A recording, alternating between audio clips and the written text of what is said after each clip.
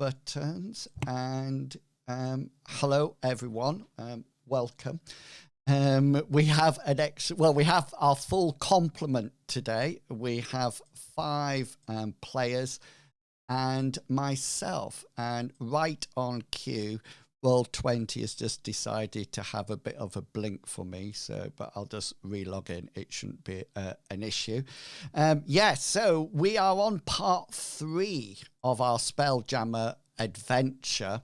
The party are currently off out in space.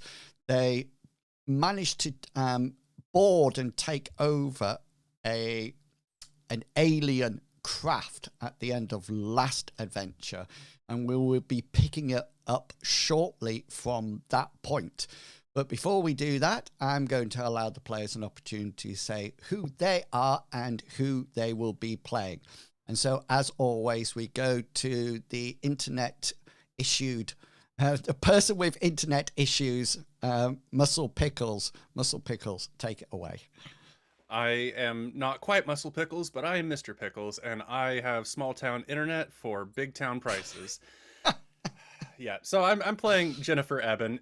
She's a human druid, a classic human, I should say, and she follows the circle of the wildfire. So her beliefs on reality is that everything in life goes in a circle. You know, things are born and created, flowers bloom, and then they burn and die and give way for new life to be born.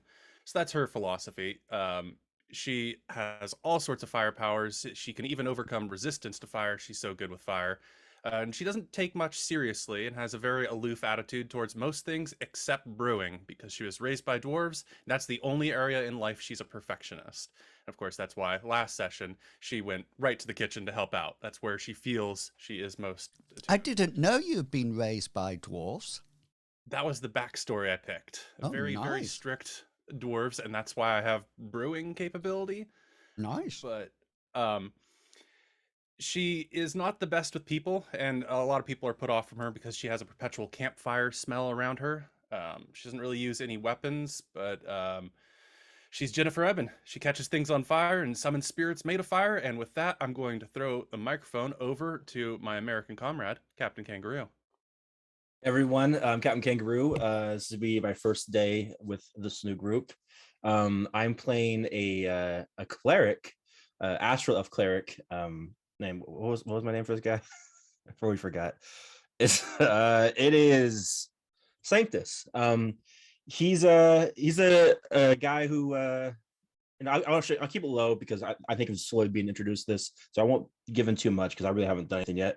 But I think I'm really excited to play this character and see if I can annoy the rest of the group with my constant reminder to pray. We all need to pray. I'll pass off to Medevac. Oh, bless your cotton socks. It's the anti-Bartleby. It is. It's a polar opposite of Bartleby. Oh, God.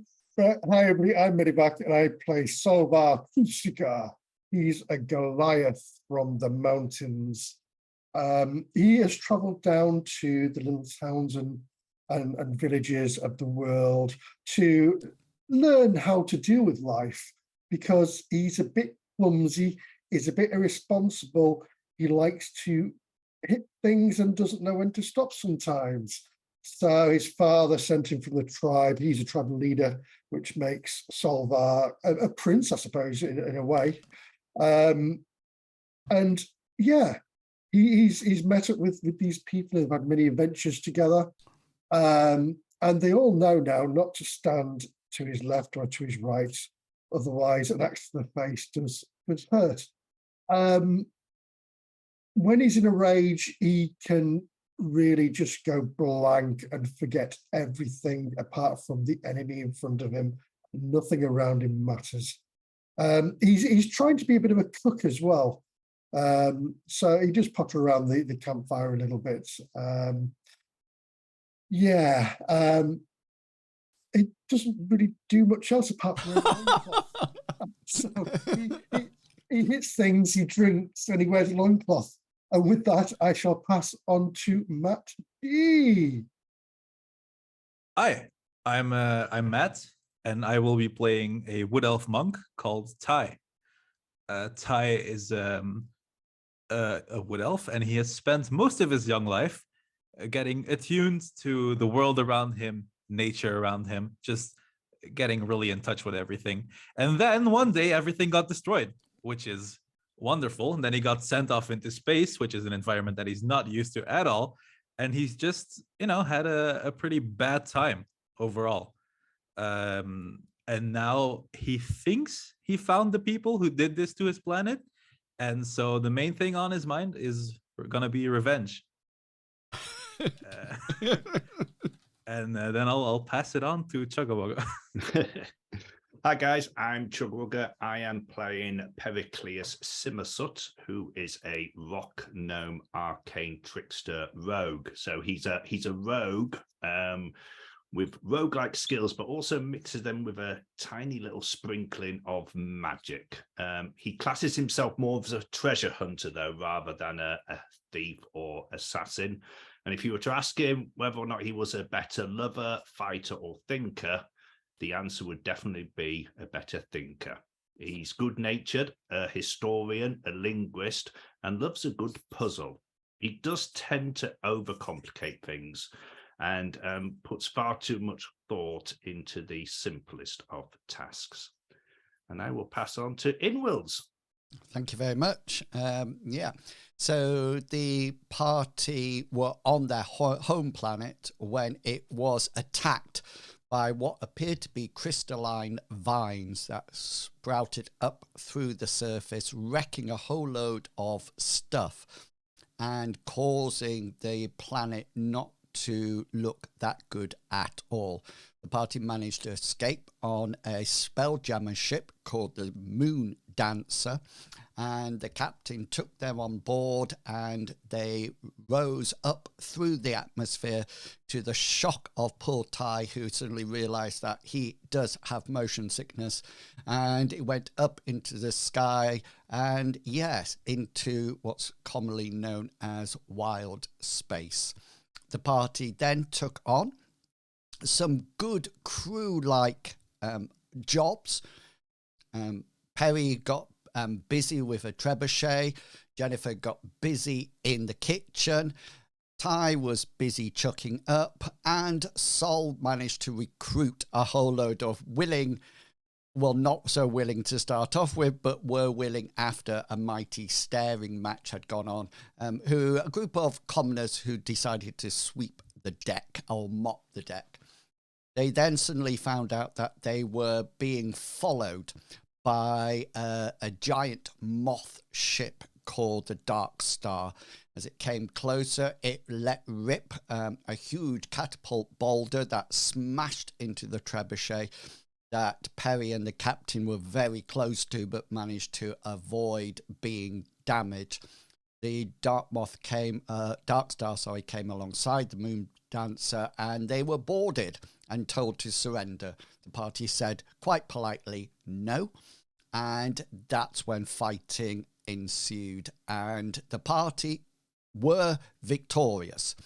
They then went across to the Dark Star. They found some strange people, almost like small flying squirrels, who were actually guarding or being the mercenaries or the sailors for the Astral Elves.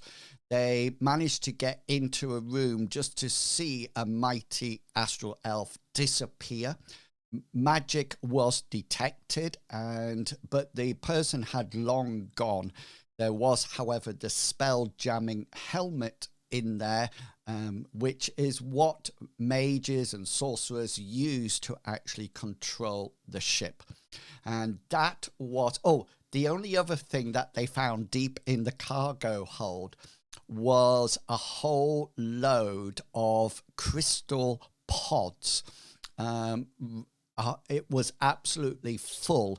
And the party decided or came to the conclusion that these were what the Astral Elves had been dropping on their homeworld and destroying them. Okay, so we're going to go straight in because we're going to introduce a new character and start the RPG from that point. So as you are investigating the rest of the Dark Star, sorry, and I know some of you will want to do some more work in the SpellJammer helmet room, and that's absolutely fine. You've got the cargo, you've got these group of flying squirrels to talk to, but the other thing that you find on the lower caverns, within what can only be called a jail, it seems to be locked from the outside, and inside appears to be another Astral Elf. This one seems to be less equipped. He seems to be dirty. Seems to have been trapped in there for quite a while. So who's going to be down? If you tell me where your characters are or what they would like to be doing on the Dark Star, then we can start from there. I will take you over to your ship and then onward in a second to the Dark Star. Yeah, so, yeah, go for it. Pericleus is very interested in the helm room, and he wants to be searching that to begin with to see whether or not he can find any books, maps. Yeah. Is there any furniture in the place? Yeah, there is the huge spell jamming seat, the throne. But yeah, I can tell you more about that in a second. And what's everybody else going to be doing? Well, Jennifer is terrible with people, so she's gonna walk right up. She wants to investigate this prisoner because they look interesting. They? But well, I don't know elf genders. Oh, I see what you mean. Yeah, yeah. So I mean, she'd go up and just start staring at him. Oh, we're going straight into pronouns here. Well done. Yeah, yeah. You. So you're down. So we got Perry in the spell jamming room. We've got Jennifer down below, staring into the jail. What about Sol and Ty? Well, I'm going to be dealing with these creatures, and I want to be asking them if they're, well, I want to see if they can talk to start off with, but see if I get any information about the prisoner that we've just seen. Yeah. Why is he in there then? Let me just put one of them onto the deck so you've got someone nice to talk to. I think that would be nice. And yeah, and Ty, what are you going to be doing?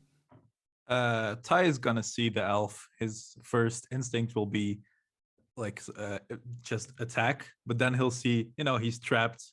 He can't really do anything. He'll size him up, look him up and down. Doesn't really seem like an opponent that could do much to him. So he will stare him down and just try to make sure that he doesn't do anything to Jennifer. Okay then. Who's also staring him down. Yeah, so there's a lot of staring going on. I'm just going to put on some tokens on the ship. I'm assuming you're all on the Moon Dancer. Are you all on that screen at the moment? Yeah. Yeah. I am. Ah, there we go. All right. I don't see me yet, but it's fine. All right. But you might be blind. Yeah. Some people are born on the ship blind. I thought it was just humans. I will give you some vision. How about that? Just a little bit. Just need a little. Can you see now? These ones are the creatures, aren't they? Yeah. So I see now. Yeah, I see now. Yeah. And if you could do me a favor, Captain, could you go down to your name down at the bottom and change your color to blue? So when you're pinging, you be blue. Yes, Sol. These are the I think I shared with you an image of them last time. Is that correct? When you say they're small, how small are they? Well, they're sort of like they're not built like dwarves. They're taller than dwarves, but not as tall as Sol. It's not like Flying monkeys up. yeah. So they look more sort of like they look a lot more slender and very fragile almost. You're not too sure what they have. You've never seen anything like this before. It's something completely new to everyone, and they seem rather primitive. I think the word would be rather primitive, definitely. All right.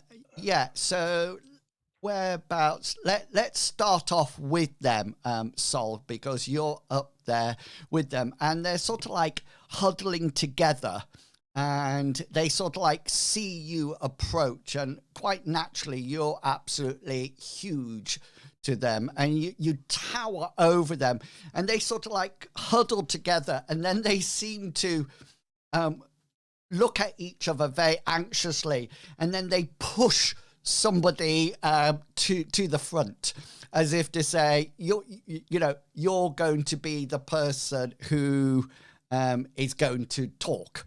You are the person who's going to talk. And Sol has seen this kind of sacrificial lamb thing before, so he's going to hunker down.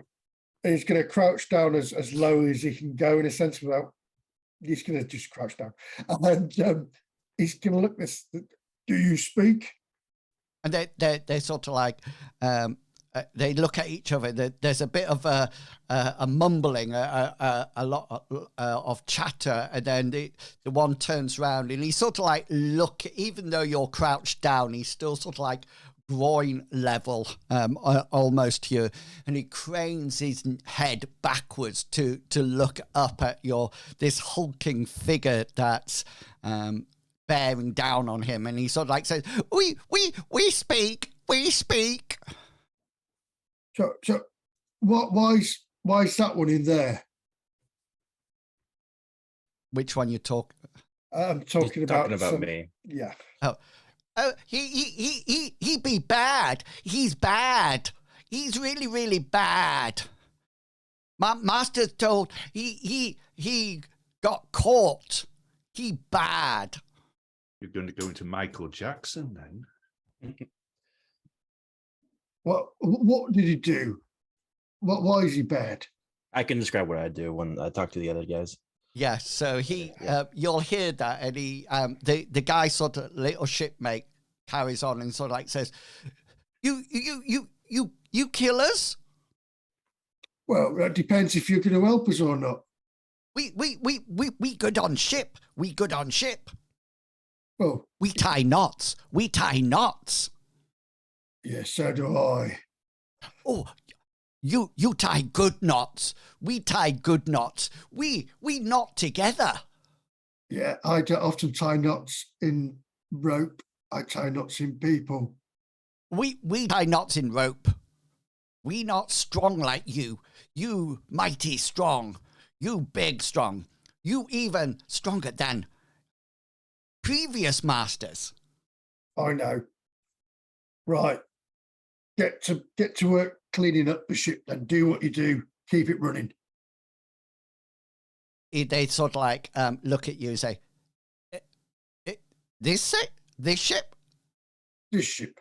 And they sort of like look around, and you notice that they sort of like look around, and then they seem to be quite proficient, and they seem to be going around, and some of them pick up mops, and one of them sort of like unties a rope from the rail and goes, "Look, we tie knots," and ties it again, and Elena comes over to sort of like inspect what's coming on, the captain, and she sort of like looks almost straight in the eye since you're kneeling down, and she sort of like looks at you, Sol, and says, "So what have we have here?" We have some willing workers on this ship. They seem to be slaves of the people that had this ship, by the looks of it. she comes along and she says, she goes over to the rail and says, yeah, they seem very ship shape. That's a fantastic bowline.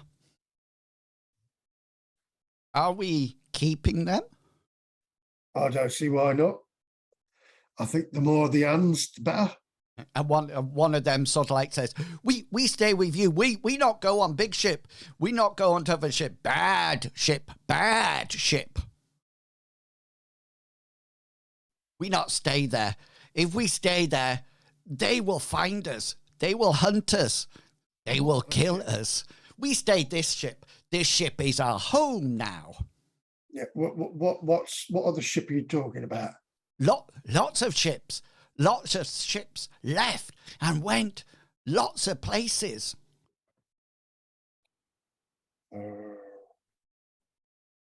Right. So we're talking about a very big attack. Lots of boats attacking places. Boats going all over the place, all filled with nasty seeds. Right. That's giving me a lot to think about, is that? We not think much. We follow orders. That's how it should be. And he's so like, he goes over, we tie knots. I'll turn my back on them and walk back away while they're tying knots. Okay, brilliant. Let's go down to the jail so Sol can also hear the explanation of Sanctus in jail. So we'll go across to Jennifer and Ty. You're down there. You're keeping an eye on things, and you found this rather grubby-looking elf. Ty, he definitely seems to have some kind of elfish characteristics. He seems of the elven race, but there's certain things about him that you haven't seen before. This is not a sub-race of elves that you're familiar with at all. And remember, the other elves that came on board had their visors down as well. So you're sort of like looking at the first time. And Jennifer, it's definitely not a dwarf. And you're sort of like stood outside the jail door looking in, and Sanctus is huddled in a corner, say he's just crouched down, hands wrapped around his knees that are pulled up to his chest. Yeah. Go for it. Sanctus is gonna look up. Cold? I can warm you up. Whoa, hey, hey, fellas, I got nothing. I'm in no harm. Yeah, no, it's freezing down here. I'm in the cellar. It's typically cold, but hey, I mean no trouble. All right. So you want to help us rather than die? If that's my choice, then yeah, that makes sense to me. Yeah, help. Yeah, help. Help you. That's yes, makes sense. But I might. I'm gonna turn to Ty and look for his direction here.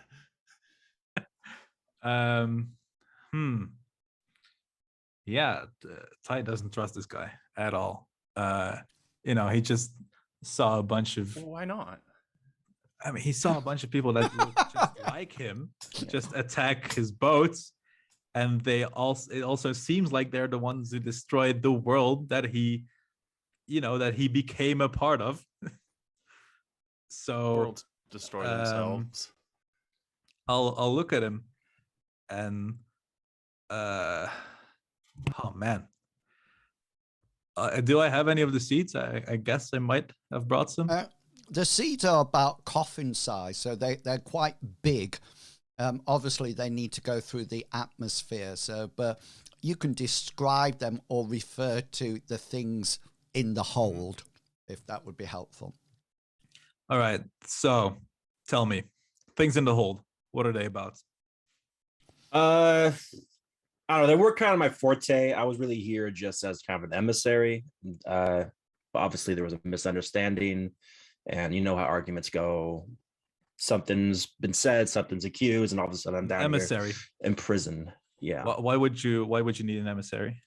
I'm an emissary. I that's just what I was. What they need an emissary. Well, not everyone has heard about the good news. The good news. What's What good news? The good news, the light of Lathander. Have you heard of him? No. Who? Lathander. Lathander. Is he your leader? Is he your boss? He is my god. All right. Yeah, and Your honestly, anything's possible if you're light of Lathander. So you drop that down. Have anything to jot it down? Honestly, I'm here as a representative. So is he the one who told you to destroy our world? That again, I don't know what you guys are talking about. I've been down here for about I don't have anything here, but Months. Months. Yeah, I'm more of a prisoner than a co-conspirator. Okay, so you don't know anything then. Well, I'm pretty wise. I would say I don't know anything. Okay. But Okay, why maybe did tell me information. what's up with your skin? I mean, you look like an elf, but you're so pale. So what's going on here? Sometimes some of us are blessed with the sun-kissed touch of the Lathander, which makes us extra holy than others. Which would make sense because I'm such a devout follower. Now, what do I see in Will's? Can you describe what I'm looking at? Yeah, just so you know, I'm just sending you some information via Discord that you know.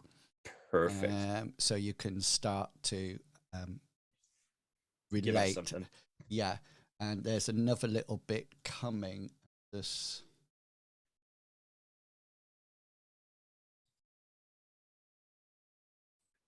just one more sentence to come. So that's what you know from overhearing what's going on in the ship.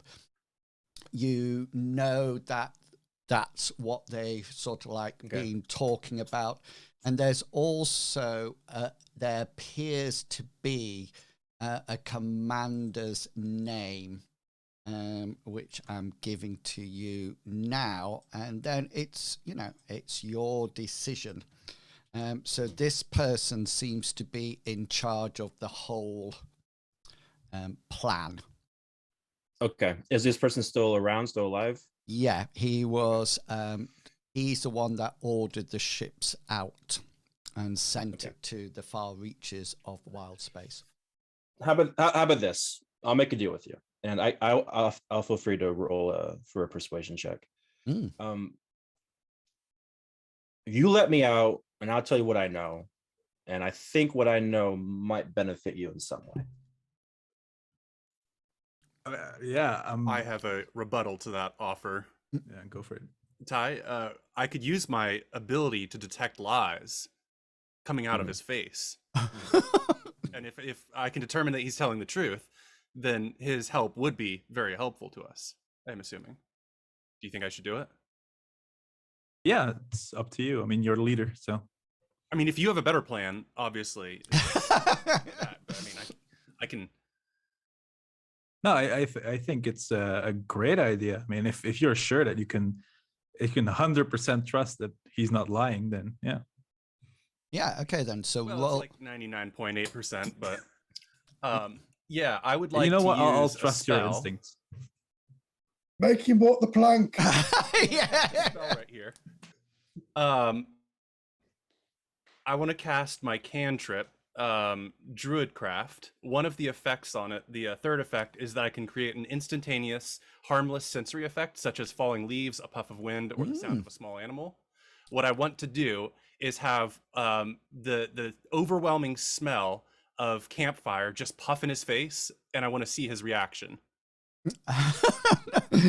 Right. Okay then. And base my decision entirely on his reaction to the smell of campfire just suddenly puffing in his face. Okay then. So, do you require a spell roll to cast that, or is it just automatic? don't think I do. There's no hit or resist. Okay then. So He just reacts. so in which case, just roll, because I'm thinking what we're going to do here is match your. Well, I'll let you and Sanctus decide how you want to play it. So yeah, you. I'm just gonna. Is it going to what? Sorry. I mean, everything is going to be 100% truth with that spell. So you sort of like cast.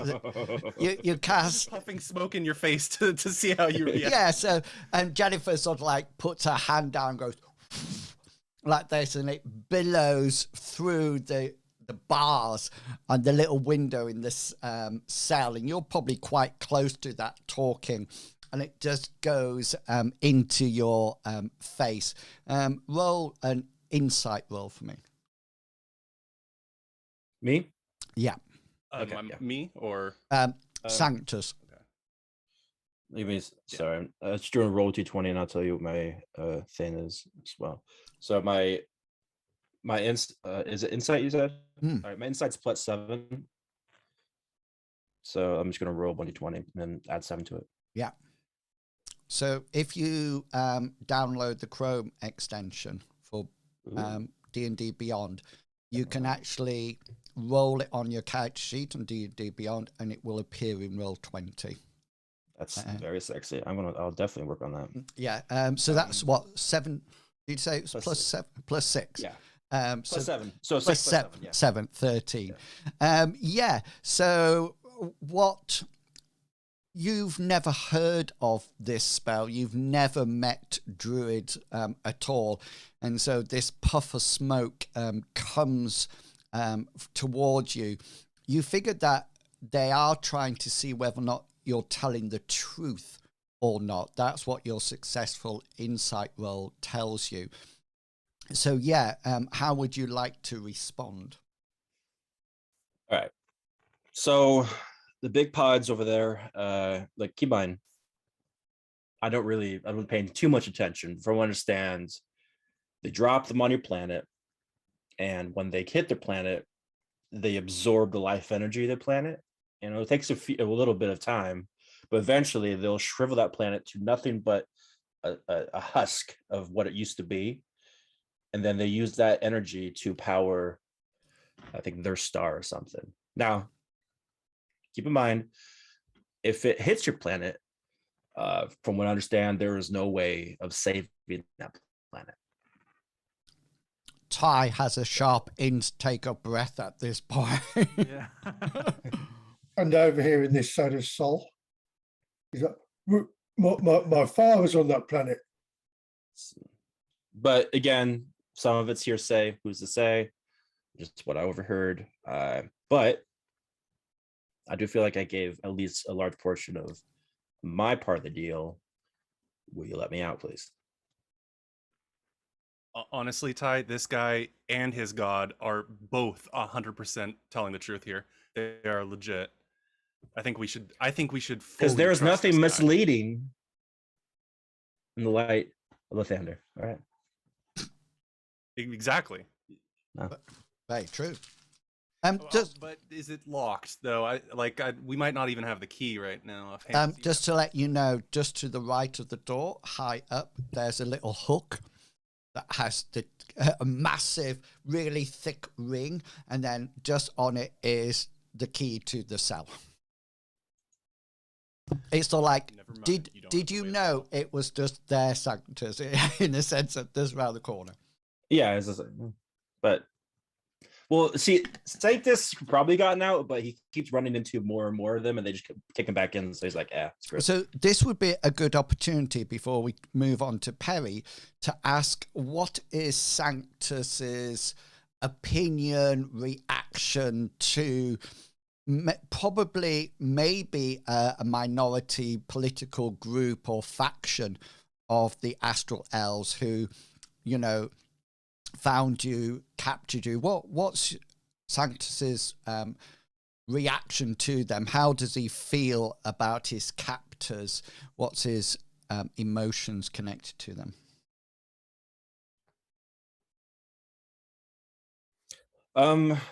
So again, not a fan of people who imprison me for months. And they said don't you were pay- talking a whole load of rubbish about your god, by the way. that too, and so there was a misunderstanding. Obviously, when I presented to them my little bit of lotion that they could use for their, I call it my Lathander's lavender infused anti-aging miracle cream, trademark. Apparently, some of them, instead of de-aging, they got rashes and welts and whatnot, and apparently they didn't like that. I think it was the sin leaving the body, but they didn't see it that way, so they kept me down here because I was burning their skin alive. But honestly, it's kind of nice, sitting down here by yourself. You kind of get to have a one-on-one conversation with the big guy, which is really nice. But from there, don't really like them though. They're Okay. mean. They barely bathed me, and honestly, their food sucked. Okay, so you, Ty and Jenna and Sol, you sort of like release Sanctus. You find your gear, Sanctus, in another room, just a little way down from your cell when it was all taken off you and it was stored there. And as you go past there and you come down to the room to collect your stuff, you walk past the SpellJamming room. And this is where we find Perry. So, Perry, you're in the room that you last saw what appeared to be another Astral Elf, you think, with his visor down. You detect magic, and he's no longer there, as far as you are aware. But there seems to be a variety of maps, some instructions, and there seems to be a rather ornate chair. And up at the top of it, there seems to be something that is connected to the chair and would sit on somebody's head, or probably a normal human's size head. So upon seeing these notes and maps, etc., that's Pericles' first thing. He loves anything like that: maps, notes, books, anything that he can improve his knowledge for. So the first thing he's going to do is go over and start going through those. Nice. He'll take off his leather skull cap, and you'll see him sort of like rubbing his head as he looks at them and takes in the knowledge. Yeah, so tell me, what are Perry's languages that he can read? If he can't, his normal languages that he can read are Common, Dwarvish, Elvish, Gnomish, and Thieves, Chant or Cant, whichever one you want to say. But he can read any language via he knows comprehend language spell. Oh, so are you going to cast your... If there's anything that he can't understand by looking at it, then from him, if it's not written in Common or Elvish or Dwarvish or Gnomish, then first things first, roll an intelligence check for me.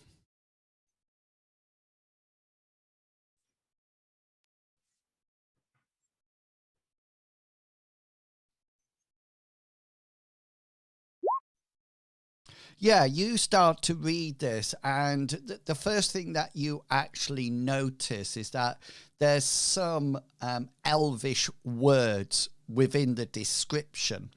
You can't read the whole language because it's actually in Astral Elf. Not that Perry knows that, but you as the player know. So there are some common terms between Astral Elf and normal Elfish. But as you look across, it seems to be the words that you are picking out from the Elvish seems to be something to do with a battle plan. There seems to be something to do with destinations and something about dropping cargo and rather sort of like broad terms like that. There's no specifics, but if you wish, you could cast your comprehend language. Yeah, I mean, as soon as he sort of like almost goes into a world of his own when he starts going through those, and even if the other people had walked in, he wouldn't know, and you see him go onto his belt, and he gets sort of like a pinch of black powder, and you see him sort of like blow it across the pages that are in front of him, and he'll cast comprehend languages. Brilliant. Did you pop the so for 1 hour, remember, any spoken language you can understand, any written, but must be touching the surface. It takes about 1 minute to read, but spell doesn't decode secret messages or click. Okay, then. Yeah, so you cast your spell. Do you need to roll a spell roll for that? I don't think I do. It has a casting time, so I'm just thinking. No, you don't. It doesn't have to. No. Oh, cool. Excellent. So, yeah, you can see that this is battle plans. There seems to be a strange name given to the planet that you grew up on. It's not one that you recognize at all. It's something that is quite unknown to you, and there's definitely a battle plan. There seems to be more ships involved. That seems to be going out to various other locations that you read about, and there is something mentioned that's called the Rock of Bral, and there seems to be. Well, he's heard that before because Elenia mentioned. Yeah, there seems to be discussions about meeting people there. And so you get the feeling that this might be a good place to head to see what's actually happening. Yeah, you can make up any other planet names or ships names that you read about.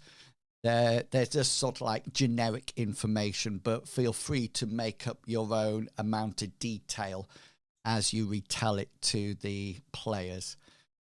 Sanctus, just as that happens, can you just let people know what Sanctus is wearing armor-wise, etc., so we have a bit of a description of Sanctus, when he finally puts on his armor, you notice that he's actually pretty well built. He's wearing scale armor. There's a nice shield with an emblem. It seems to be of Lathander's emblem on there. He also has a very well polished mace. It seems to be, if he could probably handle himself, but something about him seems like he could care less about handling himself in combat. Mostly cares about other things, such as giving off more of the message of the Lathander. Okay, brilliant. Yeah. So as Jennifer and Ty and Sol and Sanctus comes back down, you see Perry studying paper with his skull cap off, deep in concentration. So yeah, let's pick it up from there. So, holy man, you seem to know a lot about the people who did this to our world. How do you and your Lathander, was it? Yeah. How do you feel about joining us in taking them down? And Ty will reach out his hand as to, handshake wise. Wow.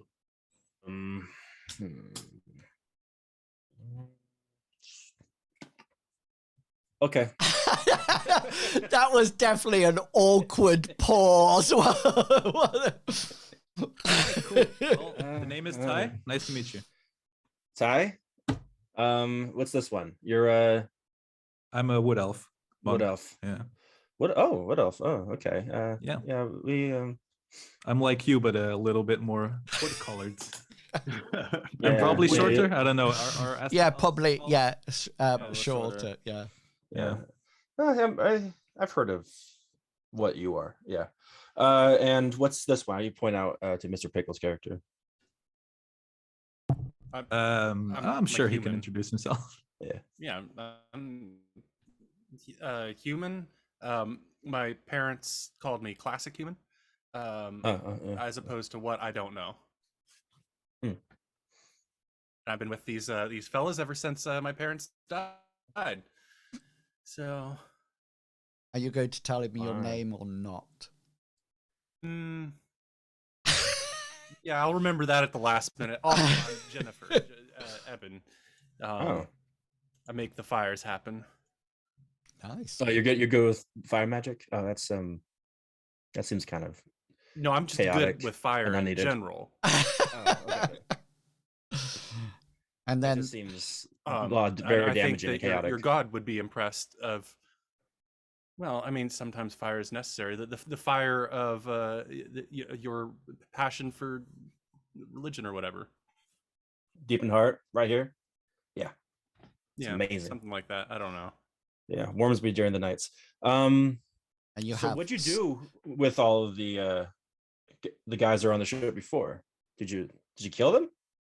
We burned them. Oh, well, that's. Do you figure out where they took all my money? We burned. I didn't see any. Well, I guess I have to create miracles for low lives some other way then. Sol, you are there as well, towering above Sanctus. Hello, Sanctus. My name's Solvar, but if you're part of our group now, you can call me Sol. And So, Sol, hey, Sol, guess what? yeah? If you stick around with me long enough, I'll be able to save your soul. You get it? Well, I'll let you into a little secret because that made me laugh at. Don't stand near me when I'm swinging my axe. This lot should really tell you that, but they didn't the last guy. But that was the last guy. So yeah, if you don't, Yeah, John was nice, but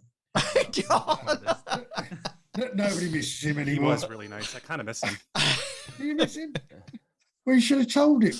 Well, not all the time. I didn't miss the way. that he it complained wasn't about my everything, responsibility. Okay, I'm pretty sure it was Pericles' turn. So I felt awful about that for that night.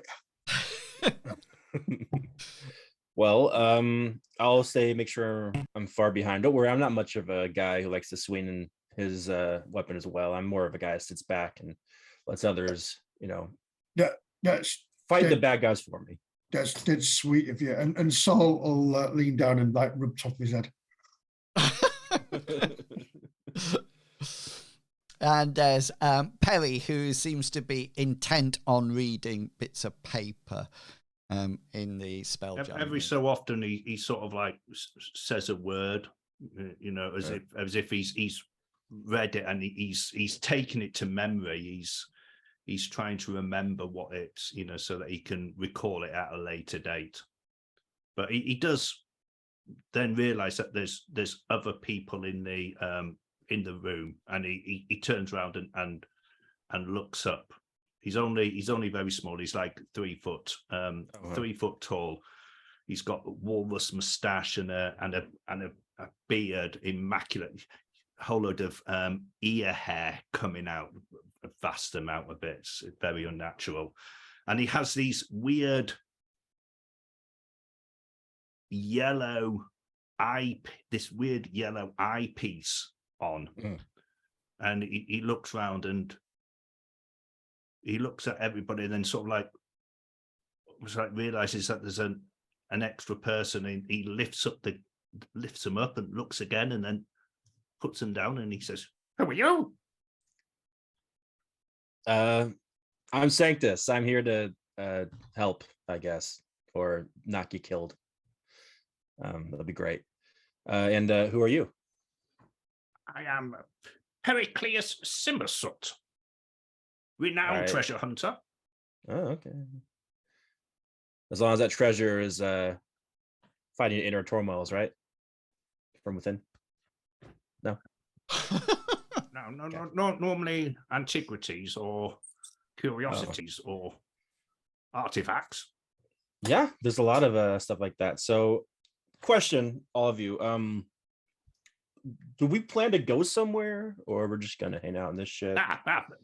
Very good Kinda. question. Very good question. Now, I've been looking at these maps and Yeah. the various notes, and very interesting. Written in Astral Elf, a language that I was not familiar with, but by use of a clever spell, I now understand it. Well, for a short period of time, anyway. And it seems that the ship or the vessel which attacked our planet with these seeds wasn't actually the only one. There were several of them, and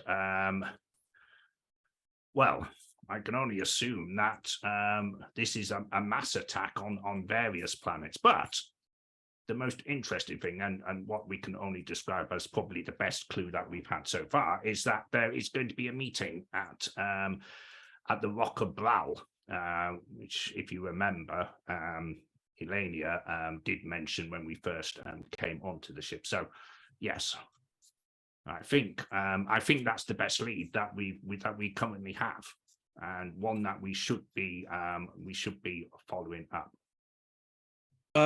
Sounds good. Now one little thing, guys.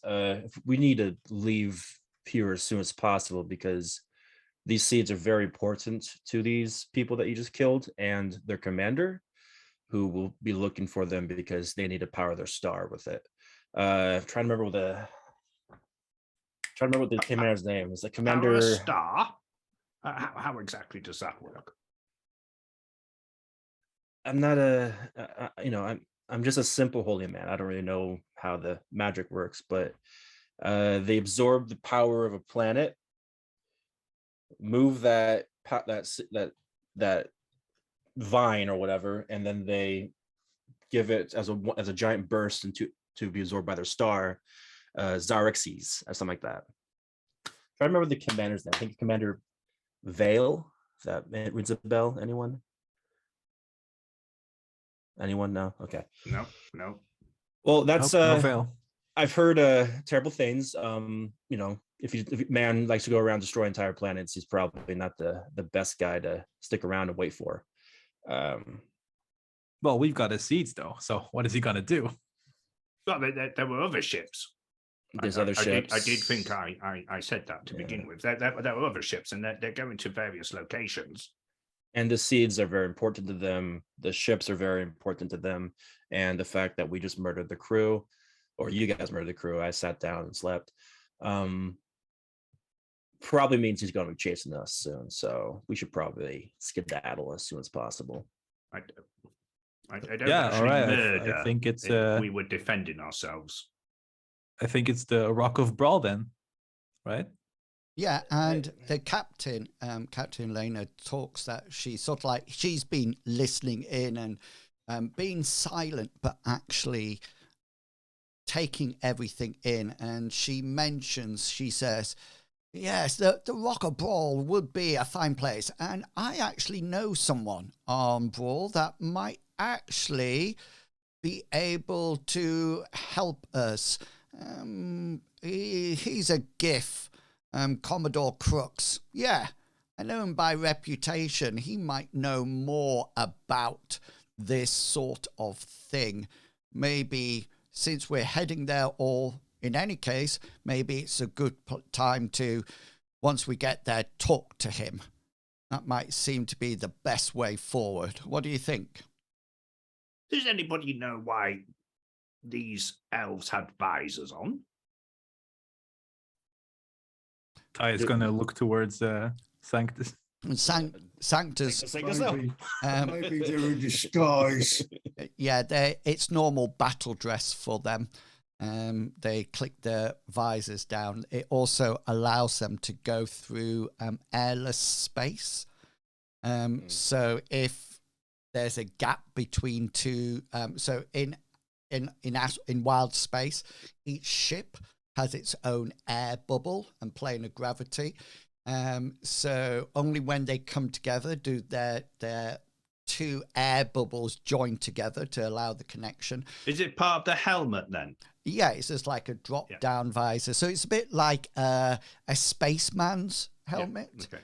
Yeah. And it allows them to actually jump from one ship through a bit of wild space onto the other ship.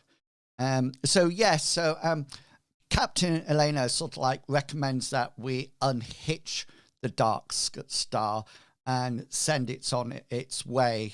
She is rather concerned that we don't want to be having it or being in charge of it when any other astral elves that might be part of this conspiracy actually find it.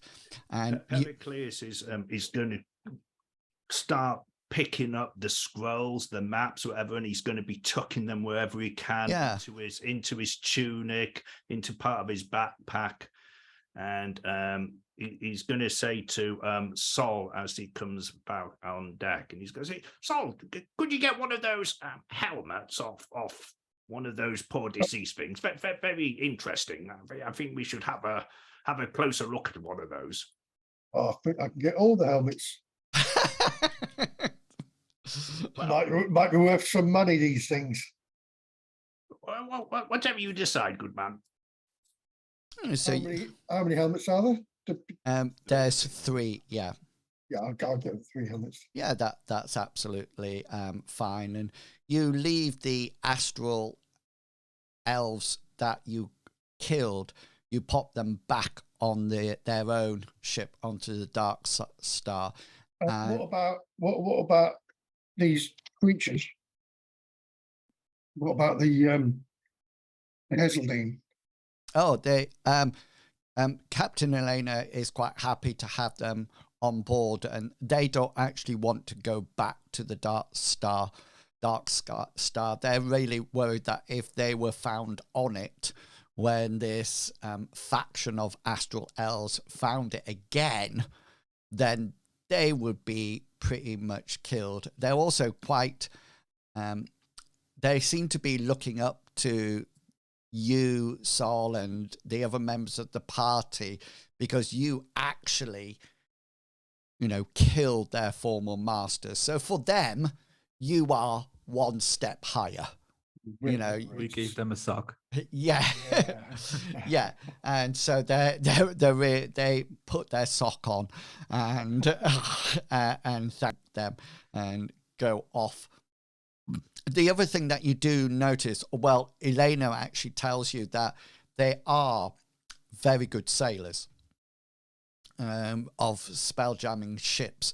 So they seem to be a good addition to the crew. So what's going to happen now is that we're going to go on the journey to the Rock of Bral, and there's several things that are going to happen. So the first thing, everybody, but especially the spellcasters, you will be pleased to know that you are having a long rest at this point. So spell slots will be renewed. Any abilities or anything like that will be refreshed. You regain all your hit points that you've lost, and you are then ready to start again.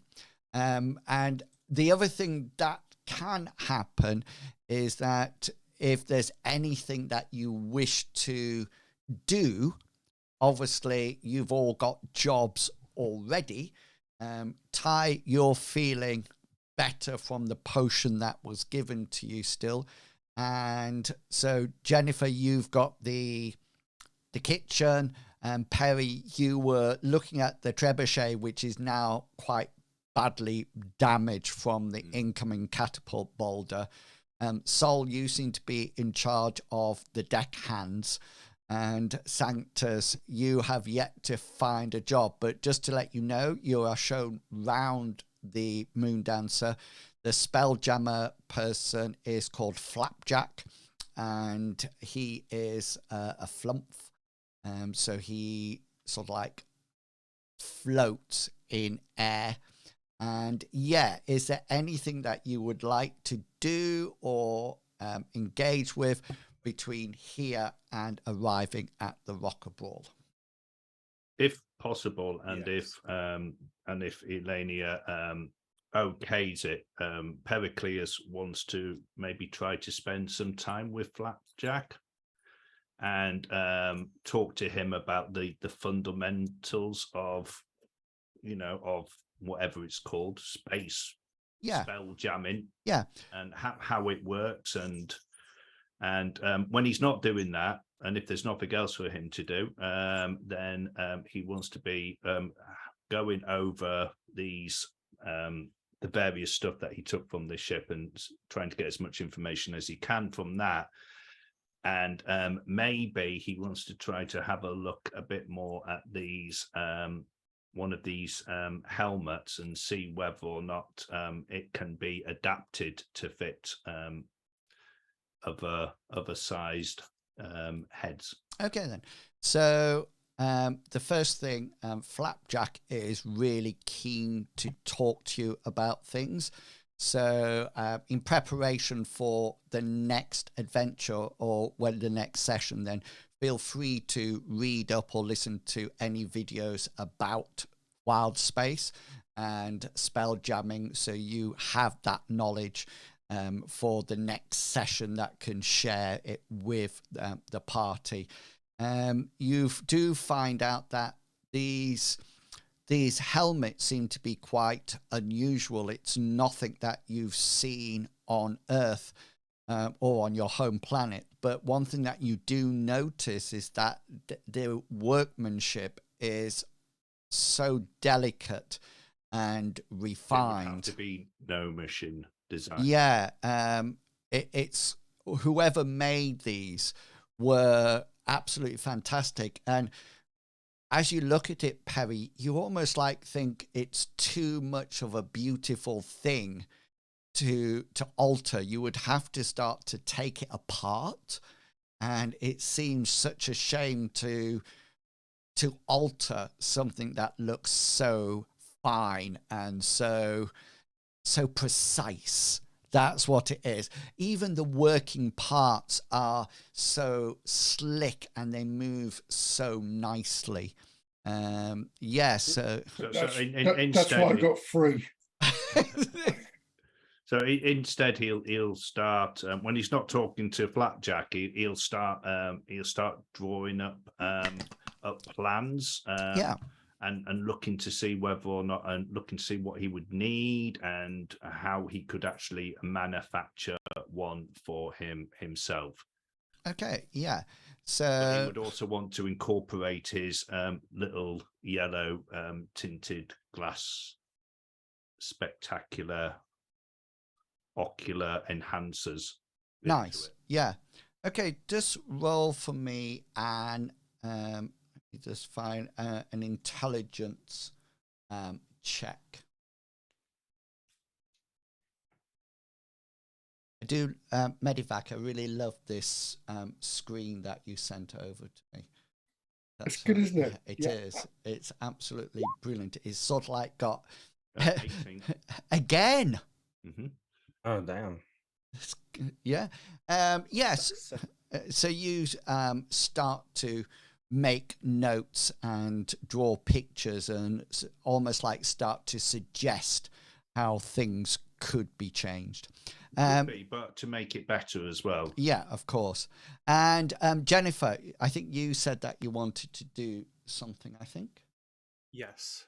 Since I have my brewer's supplies as one of my tools, and dead dwarven parents, I want to see if I can get some brewing started here, or if I can supplement or throw my services at actually getting the existing brewing situation up a notch. If that's not possible, of course, and also kind of tangentially, I want to make myself as useful as I can in the kitchen. I need to impress this guy, even though his station holds no power over me. Okay, then. So let's roll. I'm assuming you don't have any skill labeled brewing. Is that correct? That is correct. Okay, then. So let's roll. So you want to construct something, yeah? Can I just say, do you have any brewer's tools? Yeah.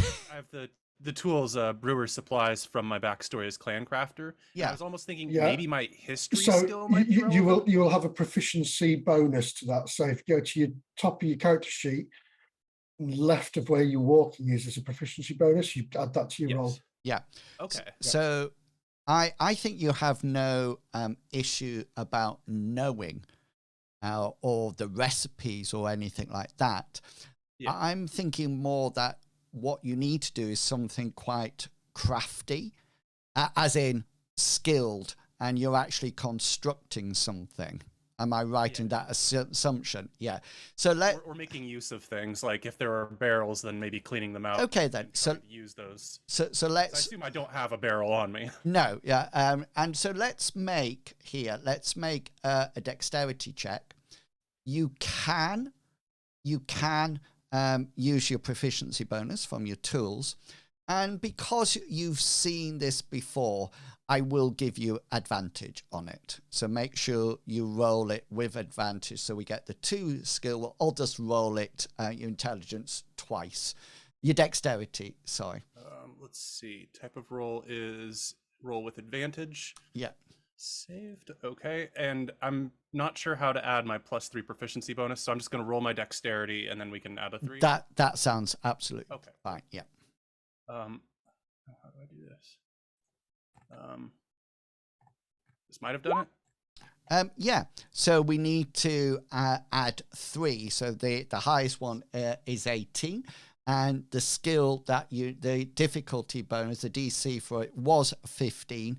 So yeah, you start to, by the time we get to the Rock of Bral, you will have rigged up some kind of brewing system. And you've probably gone for, what kind of alcohol are you planning on making? Remember, the ship probably has very limited, they won't have grapes, for example. It's probably something more to do with vegetables, I imagine, like potato vodka or something like that. I'm going for a very traditional dwarven ale with a twist of potato. Nice. Out of necessity, not out of craft. Yeah, very, very nice. And let's say that as you're traveling to Bral and the Rock of Bral, say we'll have a grand opening of your alcohol beverage. Yeah. So I'd like to think that I'd be asked to taste it and test it while he's making it. Yeah. So you give me a constitution check. For you, the difficult rating is just going to be easy. It's not a problem. Dwarven ale that smells like French fry. It's overwhelmingly. Oh, yes. You are loving this stuff. It's truly scrumptious. Yeah. And the most important thing is that, you're keeping it down, and Yeah. you sort of like just down. What's is it called chugging? When you Yeah. Chug.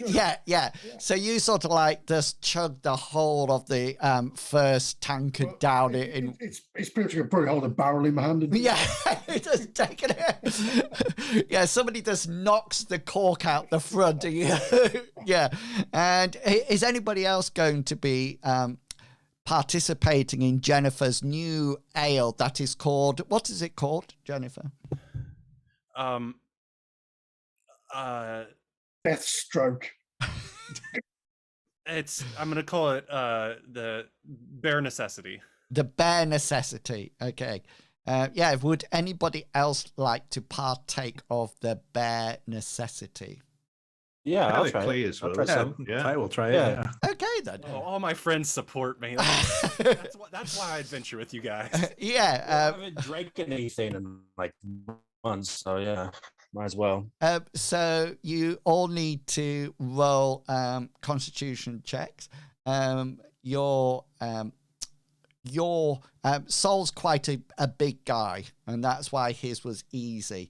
But you are all a little bit more tender, so your DC is 15. Yeah.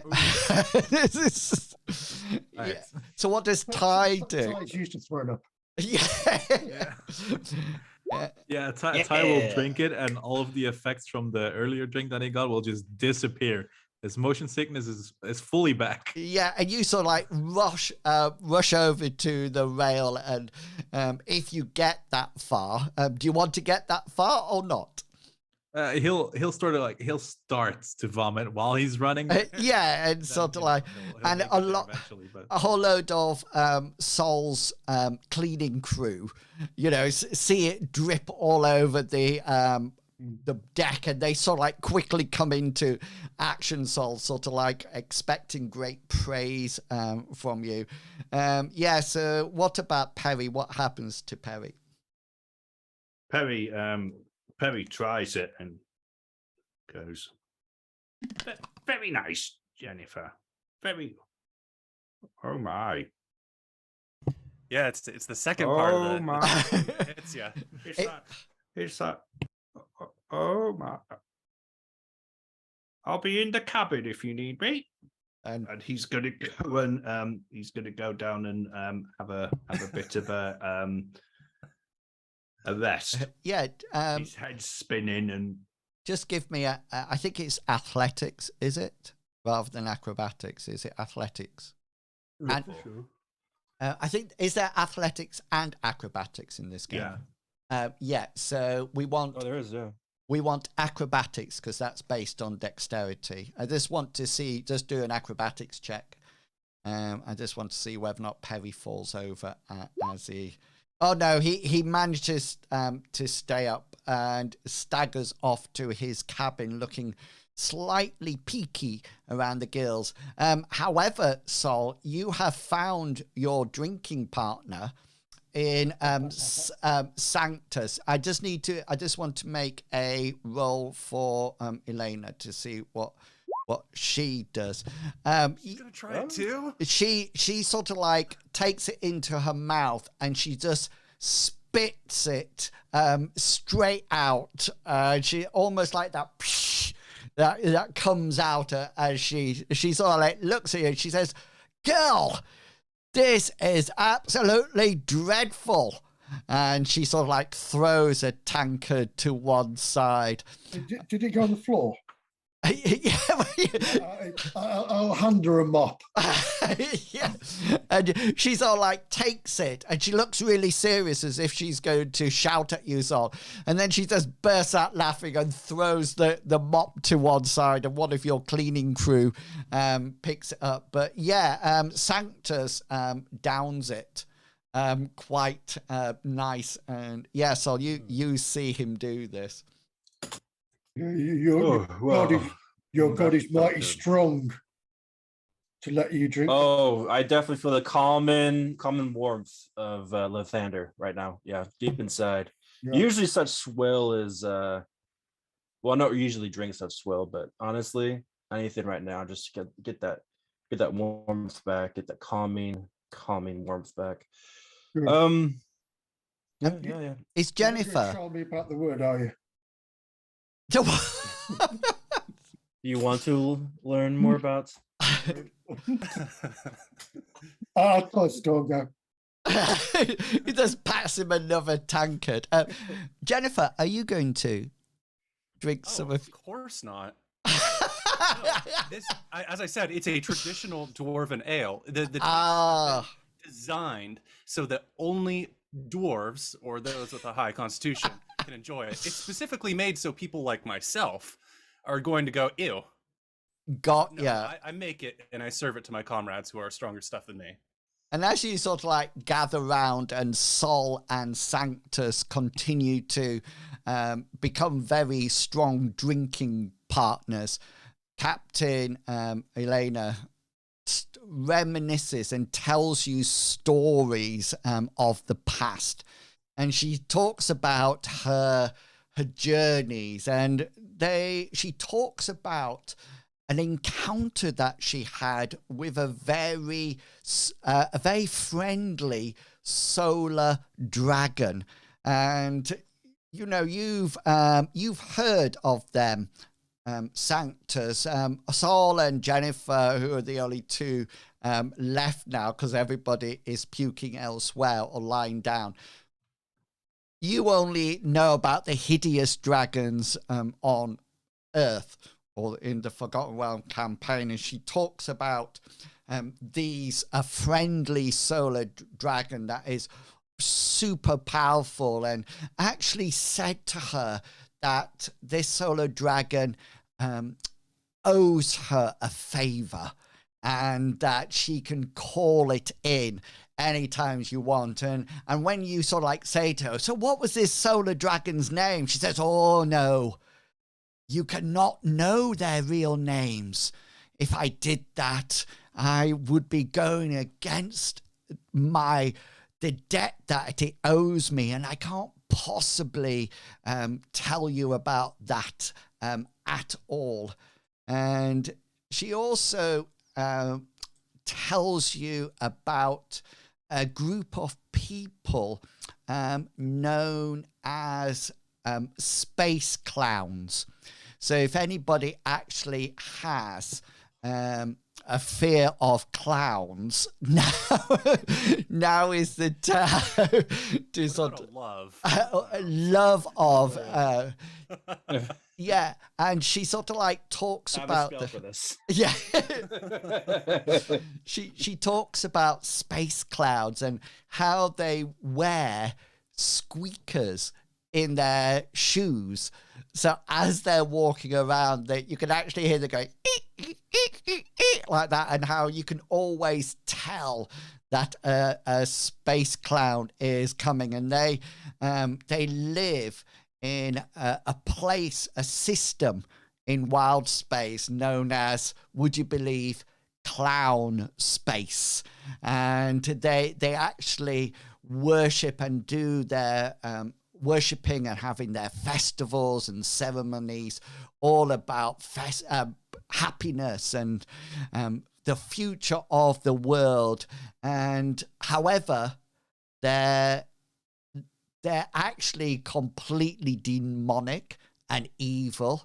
And she regales you that she sort of like gets you close and says, now, just so you know, if we ever come against space clowns and you have the killing blow, then definitely step back, because apparently when you hit them, they actually explode with they release a splash of putrid, corrosive liquid, as if you've been pied in the face, she says. And she sort of like carries on about this this dangerous group of pirates known as space clowns. And you sort of like think, oh, and I'll just pop a picture of them into the chat. It'd be fun having a sneak up in here because it'd be like, yes, exactly. She says, she sort of like slaps you on an arm. Sola says, yeah, they never creep up on you because of the squeaking. There's a lot of laughter and everything. And you notice that the ship is sailing on quite uneventfully, and you actually become accustomed and to the routines on the ship. And Perry spends time talking to Flapjack about wild space. He seems to be in there almost like every day, and the rest of the time he seems to have made a makeshift workshop up on the trebuchet deck, and he's got a little canopy out, and it seems to be busy writing and drawing and measuring. And anytime you sort of like go up there, he sort of like mutters, and he's very much involved in his work. And several days go by and you encounter nothing at all. And it's on the final day of your journey to the Rock of Bral that that something new happens. And without really knowing, the ship unexpectedly slows down. Around you, on all sides, as you come out on deck and start to look around, you see colossal chunks of rock that are floating in the void. You, as players, would call them probably some kind of an asteroid belt. And some of them are overgrown with vegetation, while others are bare stone. And creatures resembling jellyfish and manta rays glide in and out between them. And Captain Elena Sartell looks around very uneasily, and you sense there's a difference in the mood of the crew, and there's lots of quiet whispering, as if the ship has almost like gone into silent mode as it starts to cruise through the asteroid belt. And Captain Sartell looks around and she goes, plenty of places for pirates to hide.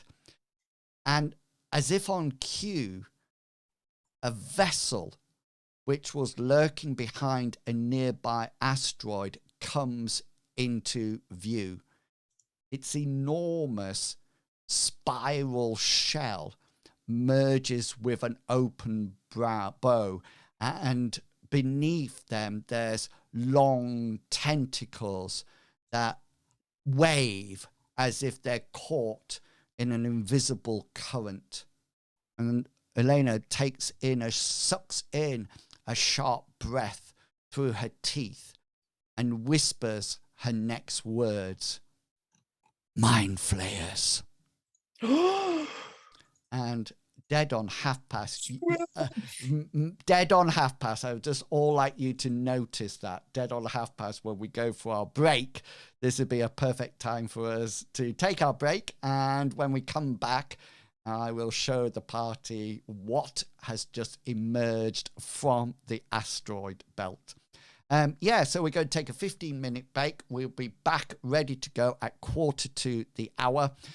That gives Captain Kangaroo time to download the Chrome extension. Don't forget to do that. That's what I've been doing right now. Brilliant. Yeah. And we'll see you all in 15 minutes. So do come back to see what happens in the asteroid belt. See you real soon. And let me press that button. No. Okay, we are live again as you talk about... you've all swapped places as well. That's clever. We're funny like that. That's clever. Matt, you're DMing now. So Matt, what's happening? And we win. So all the elves have spontaneously gotten heart attacks. All the world is back Astral to normal. Elves. And everyone is just singing songs about how great of a hero Ty and his companions are. So yeah. Drinking Jennifer's iron brew. Or what? Drinking it, no vomiting at all. Everyone is just loving it. It's made in Scotland from girders. Okay, people, welcome back. Darth says welcome back, adventurers and GM. Thank you for remembering me, Darth. John, by the way, John was a careless fighter. That's what we're going to talk to, because you mentioned John. That was no. Oh yeah. He was a complainer too. He was we try not to mention John too much because he's his intelligence was low, his charisma was low, his wisdom was rock bottom, and he was quite puny as well. But John was like Doug from Guardians of the Galaxy, from Thor Ragnarok. Yes. Yeah. Do you know, I watched Endgame, and what's the one before Endgame? Infinity War. Infinity, yeah. I watched them both back to back, and I think I've seen all the good bits in clips, if that makes sense. There was some very strange bits. There's some really awkward humor in it at times, but There's a lot of story to go through in, like, 2 movies. yeah. It wraps up like every single character's arc in. Yeah, and then there's a lot of clicking Or tries to. fingers and timelines that. Yeah, that's, I don't mind that. The thing that annoyed me about it was the 2 deaths, exactly the same, the 2 sacrifices. Oh yeah, And it's like, you sacrifice Gamora and then you sacrifice Black Widow. yeah, The two deaths for the same thing, It's like, yeah. I just saw Sorry to anybody who hasn't seen them yet. oh, if you haven't seen it, you need to get a life. Get a life, yeah. Where Yeah, have you we have been? a 1 we had month. we had a pandemic. I was waiting for it to go on VHS. But yeah, Betamax, yeah. Do you have Betamax in America? No, What's that? just have Betamax in America. Oh, you VHS now. I mean, he's joking anyway, right? Because Yeah, a I have Black a Widow VHS movie player, came out like, after Endgame, so right surely behind me. she's alive. Yeah, exactly. Yeah, Eternals is a good movie. I have I've to. not seen it. That is worth seeing it, and they're all superheroes, but it's like Icarus flies and shoots out beams from his eyes. I think every single one of them is a good movie, and it's Isn't a that great the wrong ending. Universe? Is that Superman? No, that's It's Marvel. DC, It's still Marvel. MCU. Oh, yeah. okay. Yeah, I just which is why in Ms. Marvel or whatever, whichever it was, you get a news clip of a big giant hand sticking out the ocean. yeah, Which is one of the Eternals trying to break out. yeah, exactly. Yeah. So right, let's crack on. Celestials. And you just before we left, what is known as a Nautloid ship came round the corner, and it slowly drifts into view, and as it sort of like drifts closer, Captain Elena Sartell lets out a sigh of relief and says, "It's a derelict," pointing at this striped weaponry and broken hull. If there were mind flayers aboard, they would have attacked us by now. Looks like somebody's already picked it over. Still, it might be worth salvaging. And I'm going to pop a picture into your journals. It's called the Lucid Edict, and you should have it now.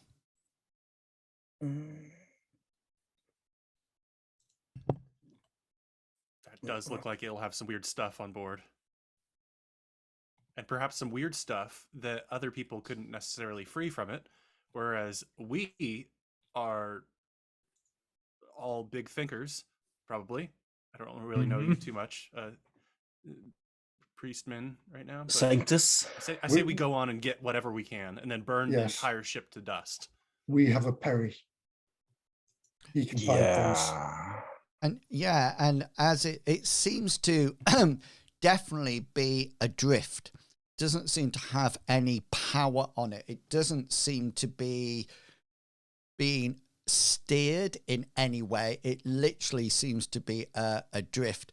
And Sartell sort of like goes back to see Flapjack. And Perry, you're in there talking to Flapjack as well. And Flapjack has told you that flumps actually have advanced telepathy, and he's talked about how it's really good for sensing things in wild space. And the ships are not together yet. There's still some distance, and Flapjack's very uneasy, Perry, and he seems to go, what? What? And he communicates telepathically, and he seems to be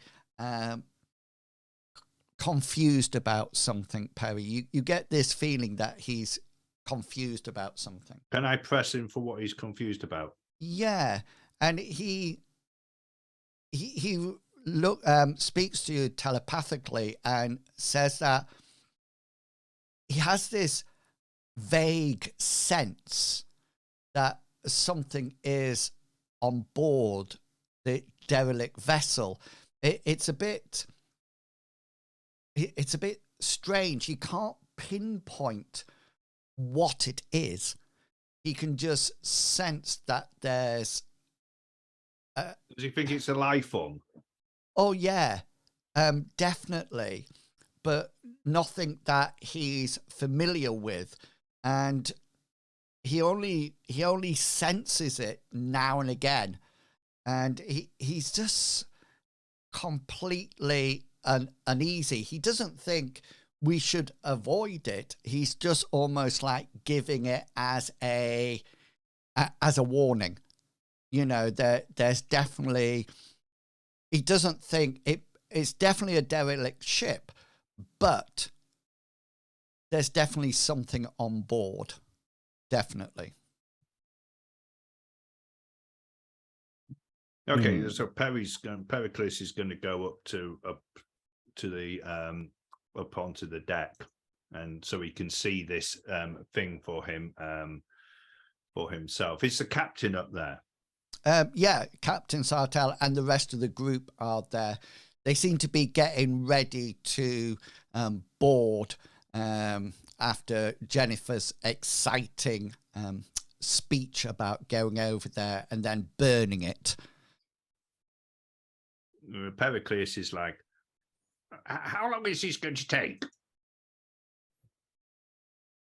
Who are you talking to? In general, he'll address both the captain and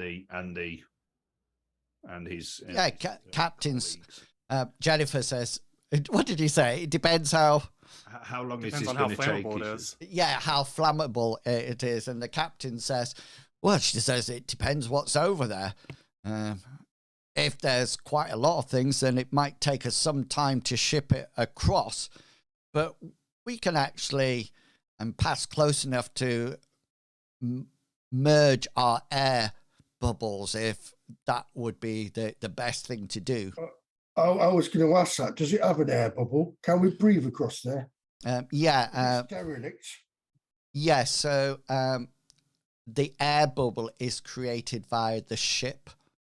So even if you put a derelict, so if a character went out into wild space, you would have a very small air bubble that you would use up very quickly. So it's all to do with the mass of the place, and the captain tells you that and sort of like says, you'll be fine. It's not about things living. It's more about the actual ship. Right. All right. I think I understand. And just as you're sort of like talking about it, one of the deckhands points across to the derelict and says, "Captain, look!" And you can see a cross stood next to what appears to be a damaged ballista. There seems to be a human who looks quite in ragged clothes. And from this distance, he's not waving any weapons, and he doesn't seem to be wearing armor, but he's definitely doing this from the ballista deck, and sort of like trying to catch your attention. Yes, Flatjack mentioned that there was he sensed some being on the vessel. Perhaps that could be them. Did he also sense if it's a good creature or an evil creature? No, he was very vague. He said that the sense of it kept on fading in and out, but it was nothing that he had sensed before. Does he know if that means help or stay away? It's it definitely seems to be signaling to you.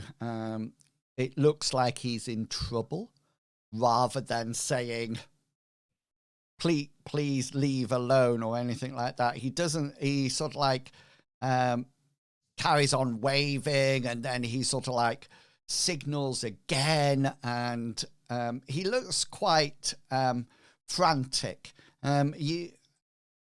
Flapjack is pulling the moon dancer closer to it, and you can tell that it's definitely not. He looks anxious rather than worried or concerned, and Flapjack takes the moon dancer quite close without merging the bubbles, and you see him that he's very dirty looking. He seems to be in rags. He doesn't seem to have any armor on. If anything, he looks very similar to how you found Sanctus. The other thing that you notice, that he is human, Jennifer. He's definitely not an elf or anything like that. He's definitely a human.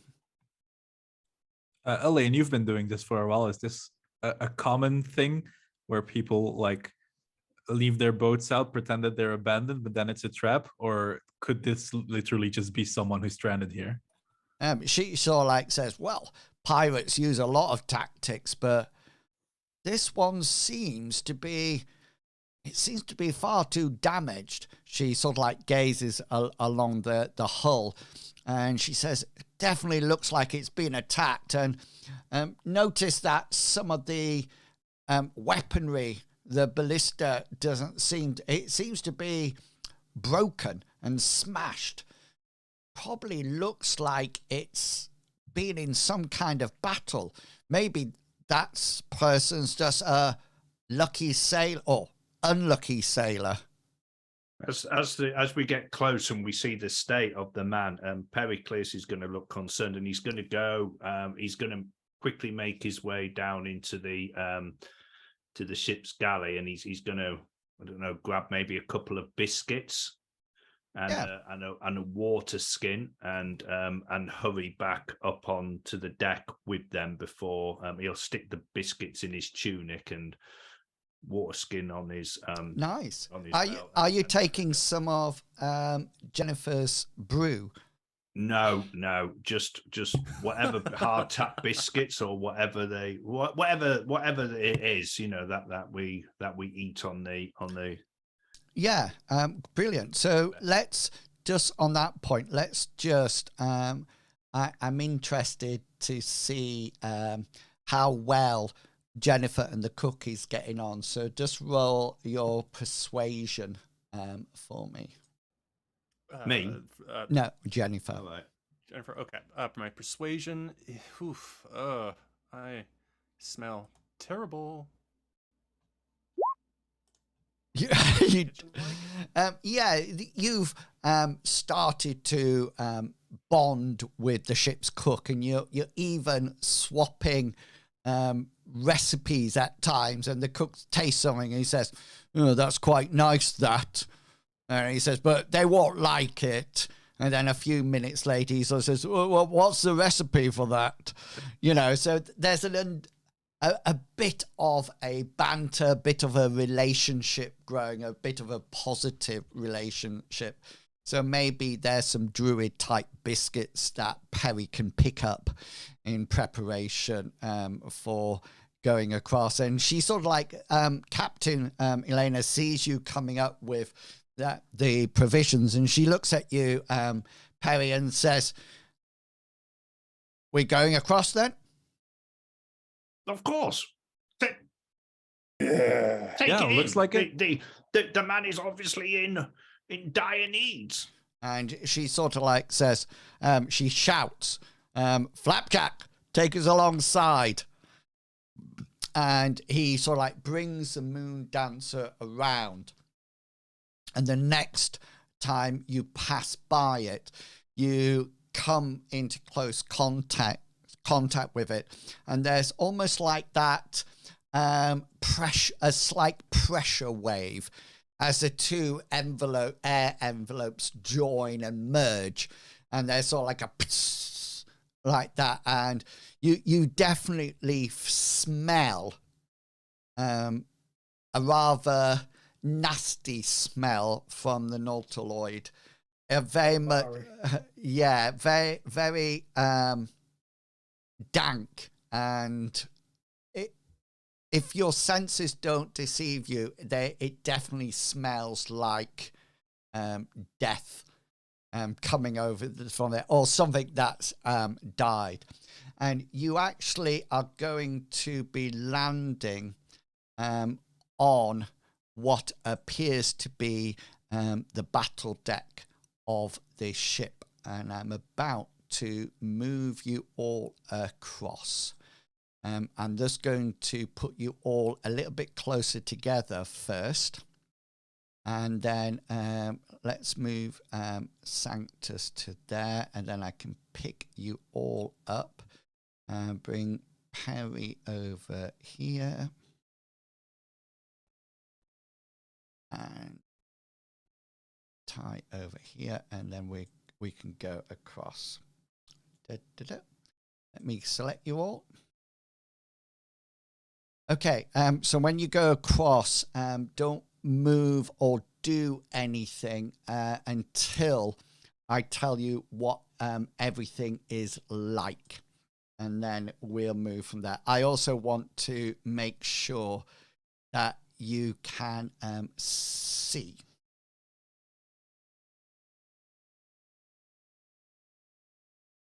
Yep. Let me know. Let me just remove Sanctus's name, because he's sort of like blocking up everything. I'm still on an old map. Yeah, same here. Yeah, still on the don't worry. Don't worry. The magic is about to happen. Oh, The magic. I wanted to see how the sausage was made. Okay, then. Avadi! Oh, wow. Dynamic lighting. Oh, something. Thumbs up. Thumbs up there. Ooh, buddy. Can you see? Oh, Yes. I see things. Okay, then. Oh, there we are. Yeah. So let me tell you about certain things. So inside the ship, the lighting, if it could be called lighting, appears to be it's very dim and grey light. There is light, and it's sort of like dimly lit, and it's sort of like flickering, and it's sort of like bioluminescent orbs mounted on the walls or hanging from the ceiling, and you note they seem to be in sockets and letting out this pale, dimly lit. The other thing that you notice, and you can see a door from where you are. I'll just ping it for you so you can see it where I'm talking. Can you see it there? Mm-hmm. Yeah, that's it. Okay, then. So this does not, it's a door, but it does not look like a door. It's almost like a fleshy barrier that's over it. And just so you know, if you pass by it, it doesn't open or anything like that. It looks like, it's almost like, looks like you're going to have to pry it open by, getting spells or something, and almost like getting your hand into the fleshy gap and pulling it and separating it. And you should see Benoto there. Can you see him? Yeah.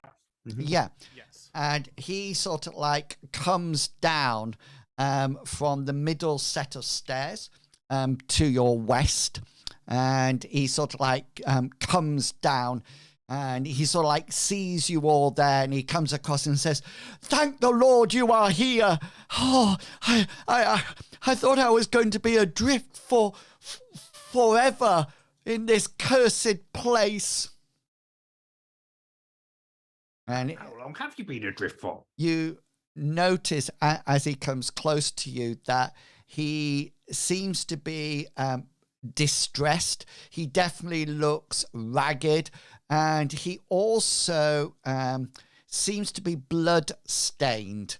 And he sort of like comes across, and he sort of like says, "Oh, we've been surviving for maybe a month or so. We were attacked by Neogi or Neogi or whatever you want to pronounce it. They attacked us. Oh, I'm so pleased. I've been coming up here all the time, trying desperately to find a ship to help us.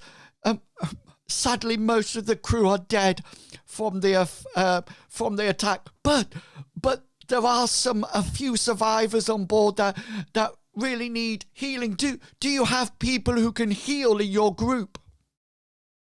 Well, you are in luck, good sir. You have been saved by the power of Lathander. Oh, hail Lathander. See what I can do to help out with you.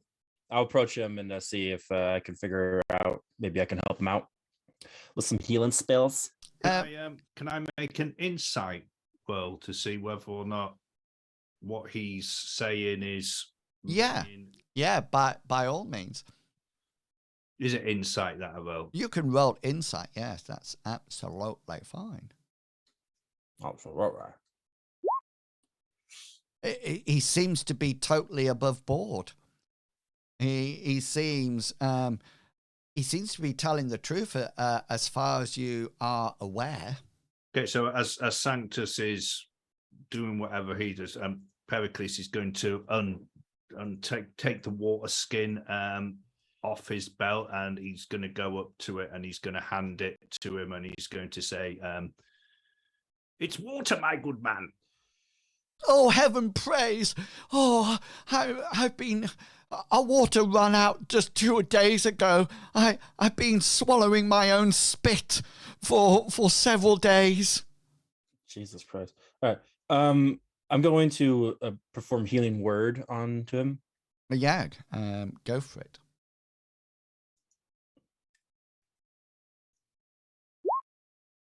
Yeah, 6 points. What's the verbal component? I'm just interested. Now I bestow upon you the healing word. No. Yeah, I was going to say, hopefully there's a mention of the god somewhere. Yeah, and he sort of like gets the healing word. Is that 6 points of damage? I see. 6 points of healing. Yeah. HP, So he sort of like you perform it on him, and he sort of like says, "Oh, praise that was well needed." And if you donate today, some more. He sort of like says, "Wait, you said there was more people who need healing, and so there certainly is. There's more. Do you have some more of your powerful spells?" Anything is possible with the healing miracles set by Lathander. Of course, I do. Sure. I think this is. We really need to probably head down below to the cargo deck where my friends are. Lead the way, little man. Yeah. Do you all want to come with me, or do you think that'll be all right, or do any of you need to stand guard or not? Lead the way. We'll decide that. With that statement of, do you all need to come with me, or that's probably tingles a little something in my characters. I wonder if we could do an insight roll. Yeah, go for it. See if this man seems to be acting the same way I seem to act sometimes. Yeah. Let's do, where are you? Insight. There we go.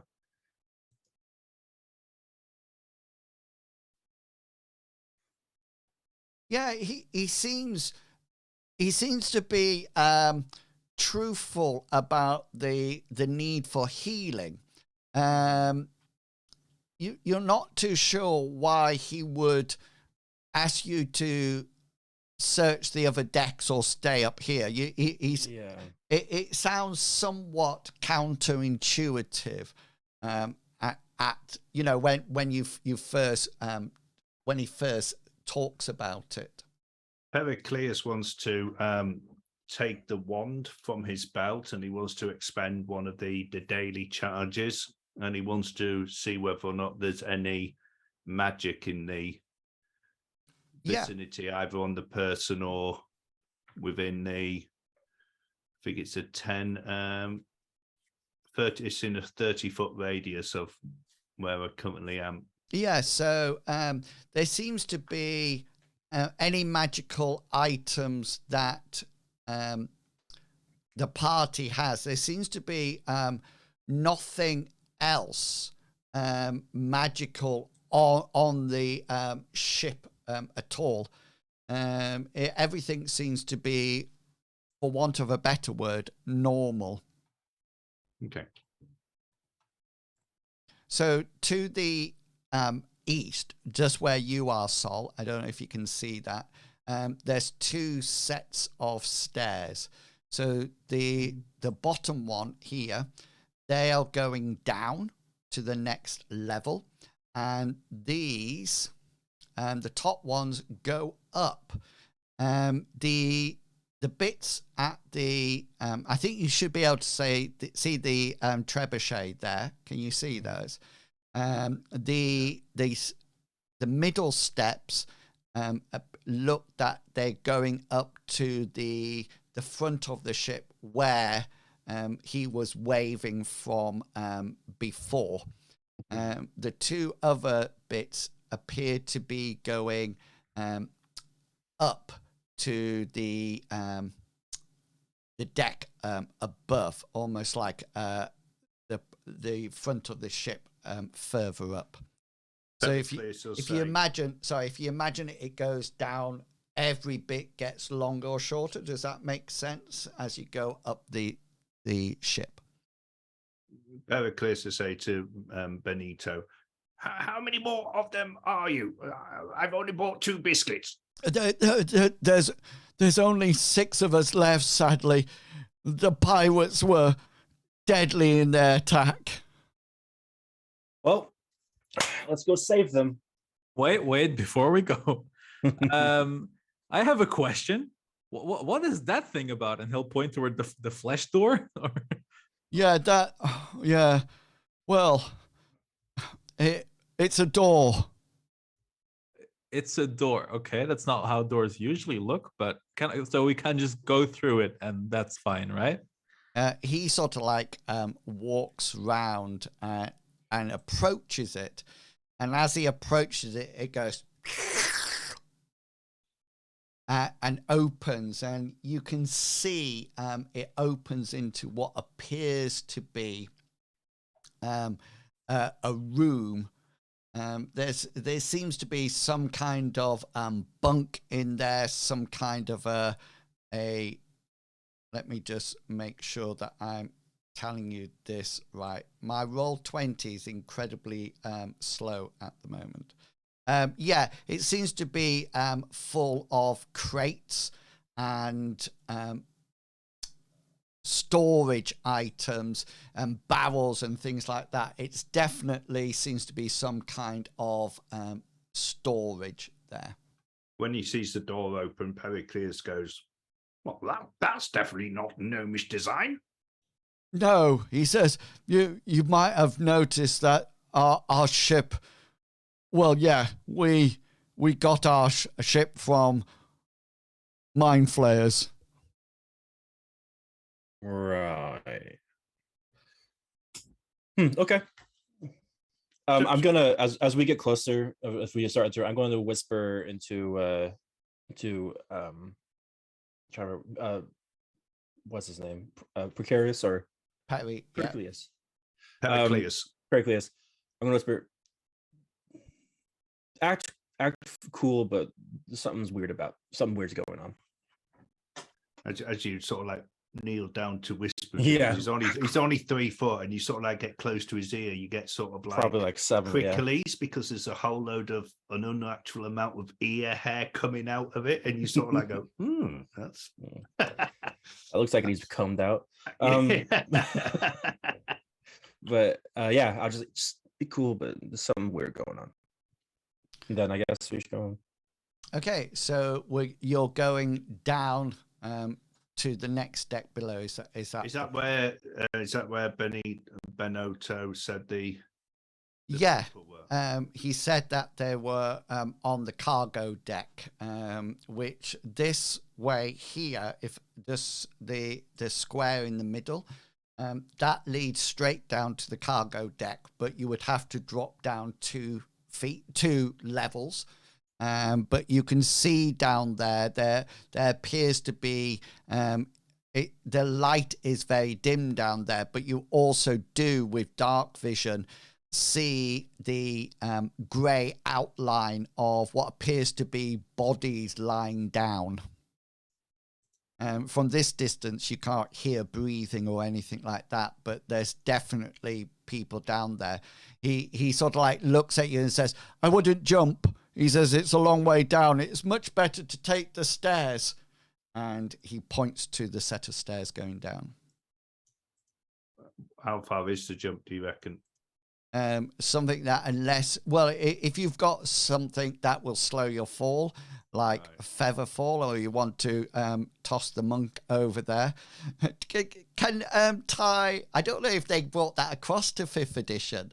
Yeah, I have slow fall, yeah. Yeah, so as long as you're within a certain amount of space from the wall, isn't it?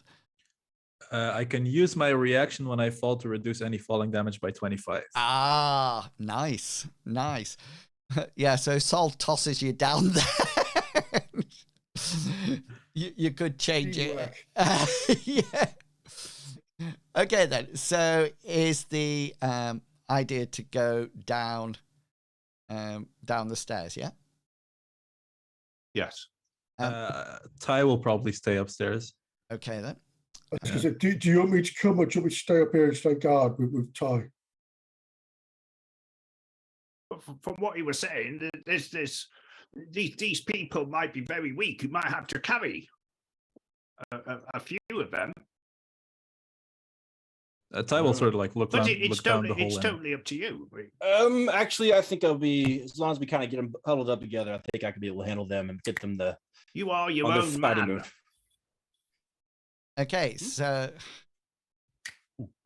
Pericleus is definitely going. Definitely going. Okay, I'm just slowly moving you into 2 groups. And Jennifer, you've been very quiet up to this point.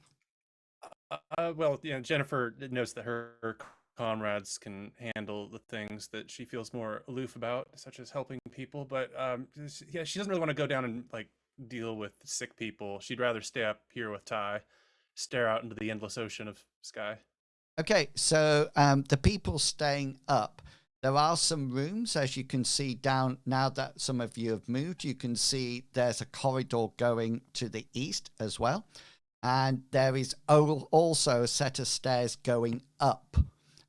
So if you wish to pursue that, then you could go up as well. It's completely up to you. So Sol, Ty, and Jennifer, what's going to be your plan? Would Ty know what mind flayers are? Or, I mean, I don't know what they are. Like, Matt doesn't know what they are, but would Ty know? Well, Sol, you've probably told stories of your victorious battles against them. So remind Ty what they are. I don't think Sol would have ever met an Illithid. Okay, then. To be fair, because they tend to be quite. Okay, then. From a non-player, from a non-role playing side of things, they're very sort of like normally stay in the background and let the minions do the work. Okay. Are they strong? That's kind of what I'm wondering. Like, are Well- they something that this guy who looks doesn't it really look that strong, or does Yeah. it sound that strong? Yeah, Something that he could take on. Sol knows nothing about lithids or mind Yeah. players. Okay, so no one sort of like knows about them or anything like that. So yeah, people up top. What's going to be your plan? Just so we know that it's both happening at the same time. Ty doesn't really know what's going on, but he doesn't 100% trust this person, so he's gonna try to look down through the hole and try to keep an eye on what's happening down there. And if it, comes to it, he'll jump down and hope that his slow fall ability works. Okay then. Yeah. What about Jennifer and Sol? What's going to be your plan of action? Sol's going to check out this corridor Okay. because it's on the same level. It's a corridor. It's thin. You can fight in it if anything happens. Yeah. Nice. And what about Jennifer? Yeah, I'm actually kind of curious about these corridors as well. I'd like to go and explore, see what I can find, and hopefully not be tempted by too many flammable things. Nice. Yeah. Okay then. So let's move the people down to start off with. But please remember that all this is happening simultaneously. So when I stop the narrative for the people who are going down, I will start the narrative for the people up top. Okay, so you should be able to see something. Peri Sanctus, yeah? Whereabouts are we looking? Further down. I don't see anything yet. Oh, we have to go through the door. It goes All right. into sort of like a I see. 4x4, is it? A Yeah, I see 2x2. that. Yeah. Yeah. You should be able to see, Perry, you should be able to see like a dashed line, a dashed square. I just see a square, Yeah. a 4x4 square. I don't Okay. see anything else. Since I'm looking through the hole, this is something that I should see, or Yeah. can I just stay I up think here? I think you've got it to the storage room rather than down the stairs. Oh, is that the which one? Yeah. Which stairs are we? These stairs. You want to go down these ones here. So can you wait just 1 second? I'm going. You've gone in here, haven't you? Yeah. Yeah. You want to be in here? Hang on. Yeah. Yeah. Hang on a minute. I'm going to delete these tokens There's just the three of us left now. and then scroll down your map. Ah, right. That's better. Can you see that? Yeah. Yeah. So that square, that dotted square, dash square, That's is the hatch above. yeah, and you come down, Okay. and this Which way have we come down? This way then? Or... yeah. So the stairs are actually here, Right. Okay. and so you've come out. If I put him where you've come out of the stairs, so that's where you've come out, that little bit. Right. Does that make sense? And then Mm-hmm. you can position yourself where you want after I talk about it. So as you come down, the cargo hold looks and probably smells as well as some type of slaughterhouse. Bodies lie strewn about the deck, and the floor is stained with blood. Most of the bodies appear to be human, but there is one that seems to be arachnid in form, and it has like an eel-like neck and the head that lies motionless as all the others. Nothing that Pericles has seen before.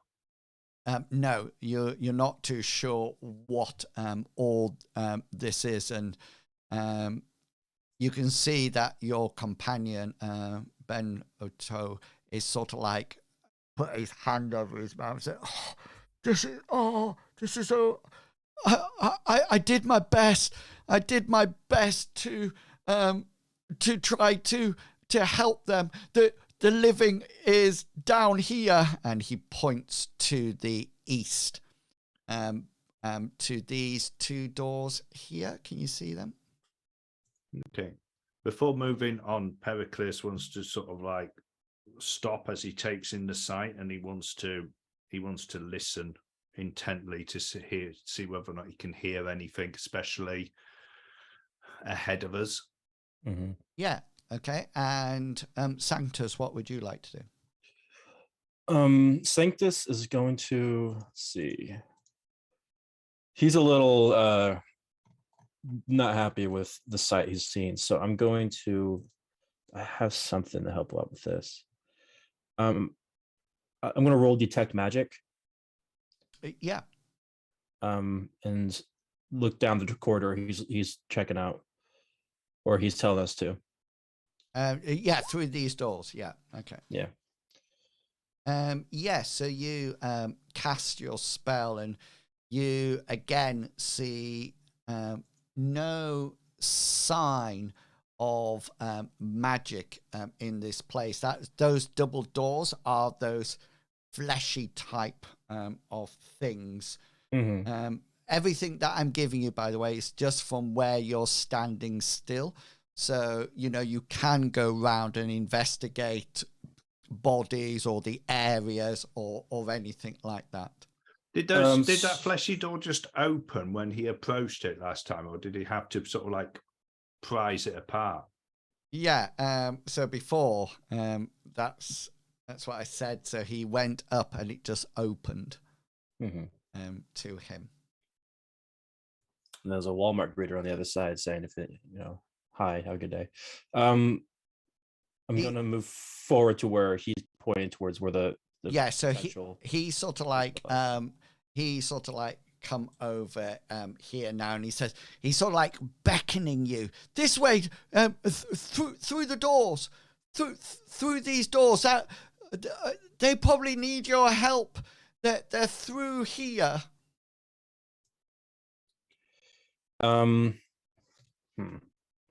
Just everything about this is shooting up in my head. Warning, warning, warning. Red flag. I'm gonna peer down and bend down to my little friend over here. Pericles. Make sure you're ready, Pericles. I have to look it up. Oh, here, Pericles. Watch out. I'm feeling really bad about this. As we get closer, I'm going to make sure I have out my mace and my shield, just in case. Nothing like I'm like holding up this, but just have it out in my hand, ready. And then I'm going to move down to follow. Yeah. So as he approaches the doors, they quite naturally open. Mm-hmm. And he moves in to the next room. Who's going into the room first, just out of interest? I'll go in first. Yeah. Okay then. So I'll be close behind. Yeah. It's just that I want to know who falls down the pit. 24 was my perception check. I don't know whether or not you saw that. What was that for, Sally? When Sanctus was doing his detect magic, I was taking in the scene, listening, and oh yes, seeing whether or not I could hear anything from beyond. Yeah, you don't hear moans or no, nothing at all. At the moment, are they in the room underneath where Ty is? Yeah. Seen us walk underneath. Okay. Yeah, but hang on. Okay. Sure. Well, let's stop that now, because time will have also passed. up above. And I think Sol and Jennifer, you were going down the corridor, yeah? Exploring, yeah. At least I was. Yeah. So Sol, you seem to be in the lead. So what's going to be your plan? As you walk down, you can probably see the door. So if you can't see them, there's a door here. Yeah, that's it. You can see there's a door at the end as well. Oh yeah, got it. Yeah. Okay, so you can move. Well, move. I'm going to quite casually walk up there. I'm not being stealthy. I'm just going to walk down the corridor with that innate confidence that Sol has. Yeah. I'm going to look at the door here. Is it one of those fleshy doors? It is, yeah. Does it open when I stand next to it? It certainly does not. I didn't think it would, out of character. But right. I do like this description. Sorry, in my notes it says the door must be otherwise prized or tickled open. I just like that. Well, I'm gonna stick a finger out and just prod it. Yeah, it seems to be a door made out of flesh.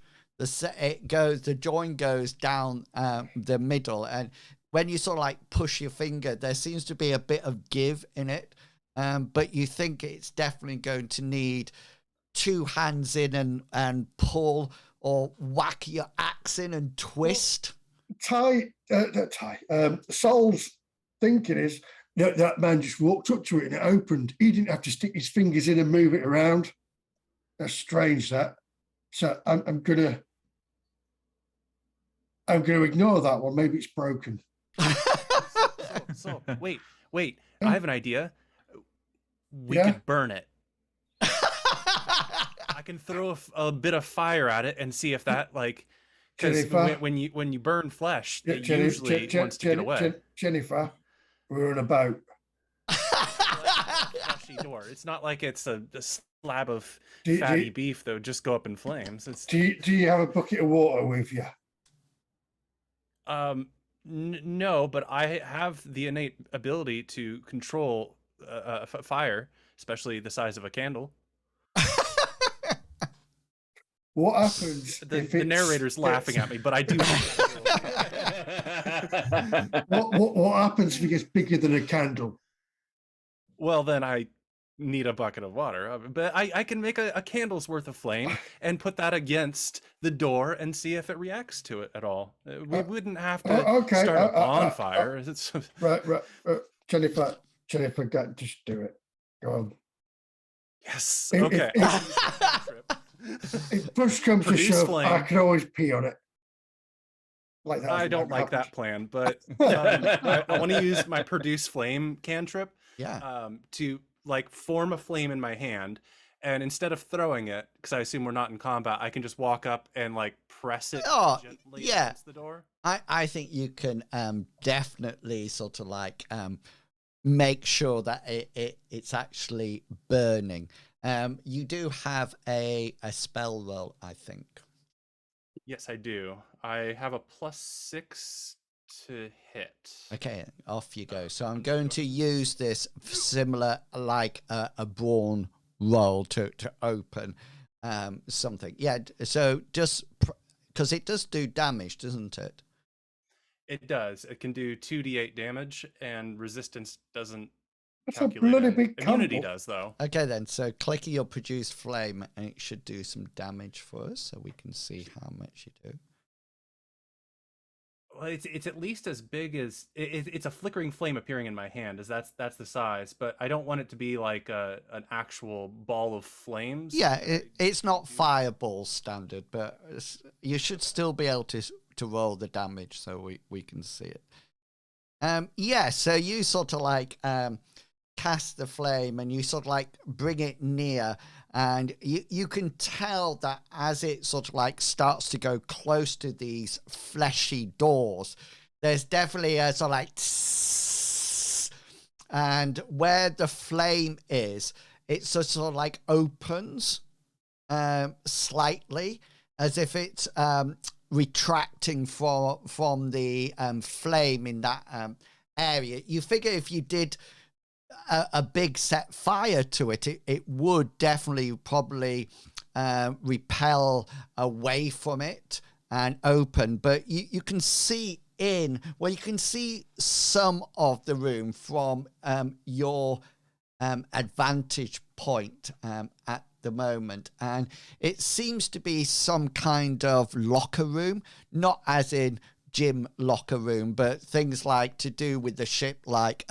sails and rope and things like that. So it's basically a storage room. That's basically what it is. Oh, and full of flammable things too. Maybe we should take some of these flammable things, Saul, back to our ship. Well, maybe later. Let's check it all out first. Okay, fine. Oh no, don't. No, that's fine. We can keep on going. I just saw it. Would you rather be hit in the back of the head while you're lumping stuff out of this room? No, I don't want that to happen for a third. Right, well, Yeah, you're right, Salt. Let's go before anything gets absurd. Yeah. Okay then. So you go up to the next door. Is there another door here as well? There certainly is. Yeah, Is it a fleshy door? This one here as it well. certainly is. Does it open when I get near it? It certainly does not. No. Would you like me to open it again? Yeah, yes. Go on then, Jennifer. You can do it. You did such a good job before I swap Appreciate your places. confidence. This is just a I'll go ahead and cantrip, use my isn't same- it? Yeah. So you don't need to roll it again. You see inside it seems to be some kind of quarters. You can see a couple of beds, like a foot locker, a desk, things like that. Apart from that furniture, there's nothing else in it. Oh, furniture? You know who loves furniture? Go on. You're going to tell me people like furniture. Yeah, Pericleus.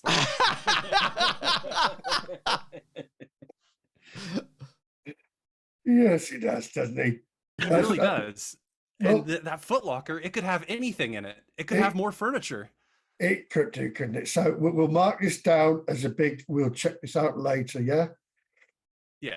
Yeah. Yeah. Oh, okay, Jennifer. Yeah. How about this one here? I will use my same tactic and behave like a common servant and open the door as best I can. You know your place. Yeah. This also looks like some kind of crew quarters. And at that point, we're going to leave that scene. And Ty, we're going to come back to you. You were staying on the deck. Is that correct? Yeah. And Ty is still fascinated by these fleshy doors. yeah.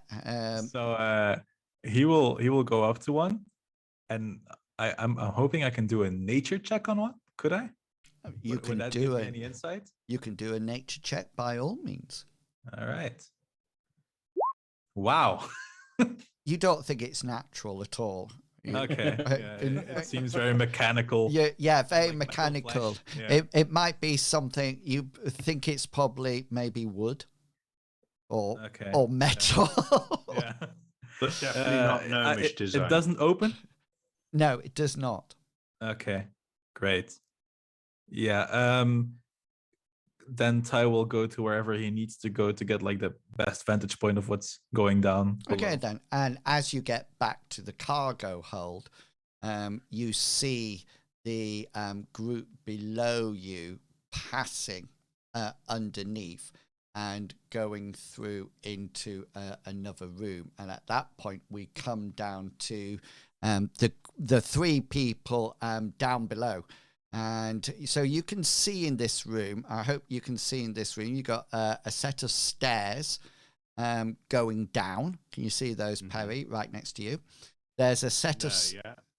Or he... No, those are the ones that go down. Right, okay, yeah. There's some off to the west, and they go up. there's a fleshy door to the north and a fleshy door to the west, and that seems to be the direction that your Benito is sort of like taking you through. Just to let you know, I'll just as you quickly look round, Sanctus and Perry, you notice this seems to be some kind of guard room. There seems to be tables and chairs in here.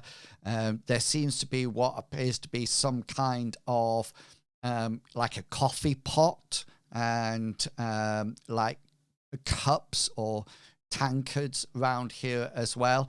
There's various bits of paper on the floor.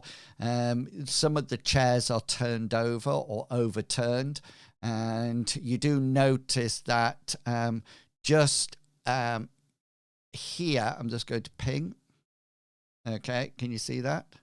There seems to be a table that looks like it's been smashed down the middle, and there it's sort of like broken.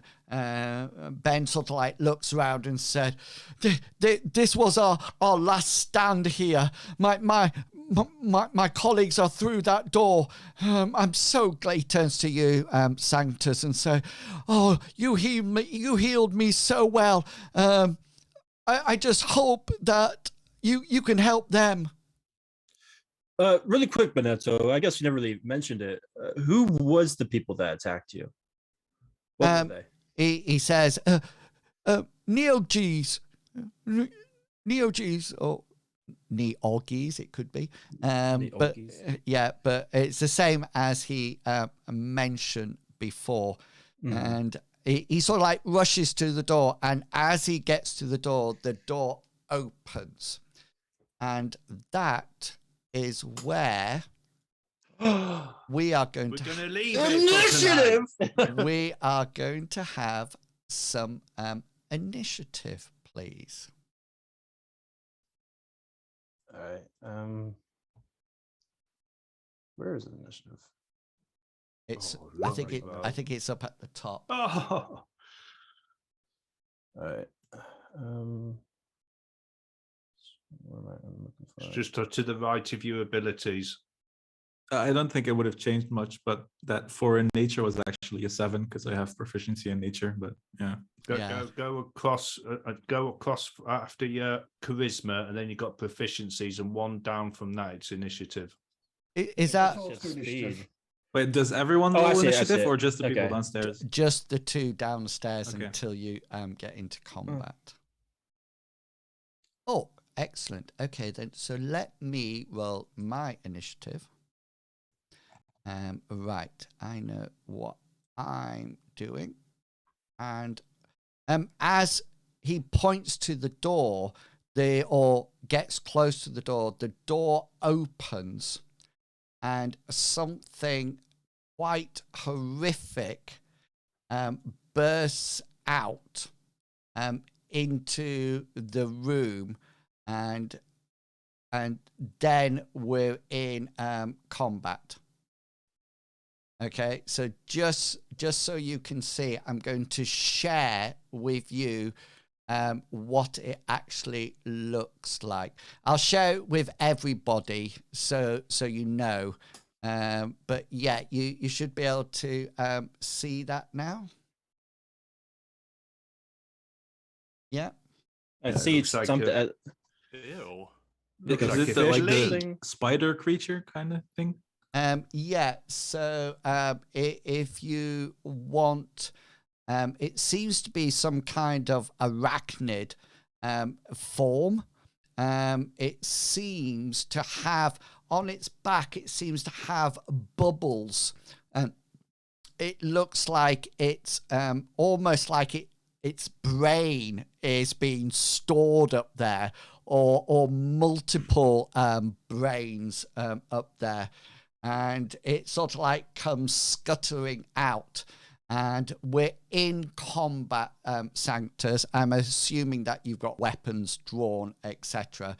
And so you're up on 12. So we'll have this. this first round of combat, and then Ty, you will be the next.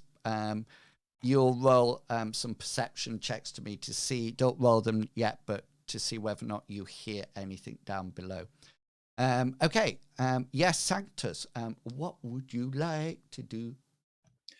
First, I'm going to roll a nice feature that I have. It's called Emboldening Bond, and it kind of works similar to Bless. Essentially, I get to pick up to 3 willing creatures or people and give them that with our 30 feet of me. And once per turn, they can roll 1d4 to add to an attack roll or ability check or a saving throw. What's the spell called again? It's called Emboldening Bond. It's more of a feature. It's a feature to my class. Oh, nice. Yeah. So do you roll anything for it, or is it just purely automatically? It's purely automatic, and it just adds essentially roll a 1d4 it would be I just pick 3 people. In this case, I'll pick me and the beast. No, not the beast. Probably just me and Pericles. Cool. So it gives you just so Perry knows what does it give people? Sorry. It's a 1d4, and I'm going to next turn. I'm also going to add bless to it because it stacks. Okay, yeah. So so just 1d4 to attack roll, ability check, or saving throw. Okay, and is that every round or is it one off? Every round. So up until because it's hold on one second. It's remind people to action, choose the number of willing creatures within 30 feet permissions. You create a magical bond among them for 10 minutes or until you use this feature again. So up to 10 minutes. Okay, that's cool. So that's in place. And yeah, it's my turn to go next, I do believe. Let me just get my lovely character sheet out. Here's mine. Okay then, so this creature can multi-attack. So he's going to hit, it's going to be bite, claw, bite. That's what he's actually going to be fighting. And I'm just changing, the reason I'm talking a little bit slowly is that I'm just trying to remember where it is on my sheet that says it doesn't just come to me, because I want to always whisper, never whisper rolls. There you go. That's what I wanted in there. Okay, then. So here's the claw attacks first. So a 9 probably misses. A 7 probably misses, and here's the bite. 11 miss. Yeah. Okay, cool. And yeah, and then Perry, you're up. Seeing this thing burst coming through the door and attacking Sanctus, Pericles is going to draw his short sword from his back, and he is going to move round here, and then low he's going to strike upwards into the thing's belly with his short sword, trying to pierce it. Yes. Hold on one second. I'm going to give him this 1d4 so that way he can add to his attack roll. I mean, roll it. Oh yeah. So you add that to your attack roll. Add 4 to it, yeah? Yeah. Okay, so my attack roll is, when it comes in. Okay, so it's 24, including the 4. Damn. What? Sorry, 24 to hit, including the +4. Yes, yeah. Sanctus. Yeah, that hits. Okay, and because Sanctus is in combat, it also classes as a sneak attack. Yeah. So I do 21 points of damage. to it. That +4, that's just for hit to hit, is it? Yeah, just to hit. I don't think it's a Yeah. damage roll. Yeah. Right. Okay. hit. So 21 points of sneak damage as I thrust Yeah. my short sword low up into its belly, and then I want to use my bonus action as a cunning action, and I want to disengage and move back to where I was. Yeah. Okay then. So yeah, that damage, it hardly tickled this beast at all. So And then I also want, in my last free action, I want to shout at the top of my lungs, "Help!" yeah. Okay then. So you moved in. You did your attack. I used part of my movement. I You used 5 foot of my movement, did my attack as my action, and then as my bonus action, I used a cunning action, which is a rogue's thing, Yeah. to disengage, so it doesn't get an attack of opportunity. And I used another 5 foot of my movement to move back to where I was. right, got you. And at this point, Ty, you can roll a perception check for me, please. All right. You can hear a faint call of Perry shouting, "Help!" It's very faint. It sounds as if they were behind something, but it definitely came from below. Yeah, what would you like to do? I'm gonna shout over to the other people that are still up top that Perry is looking for help. So I'll do that. Yep. And then I'll jump down. Okay then.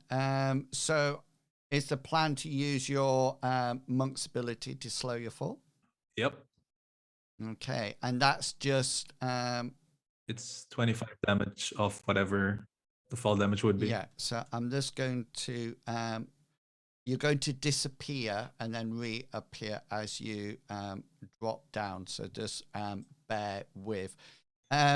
Jennifer and Bob. Sol, can you both make for me a perception check? You should be on the bottom deck now, Ty. Yep. I see it. I'm too busy burning. You are too busy I'm burning. too busy watching her burn. Yeah.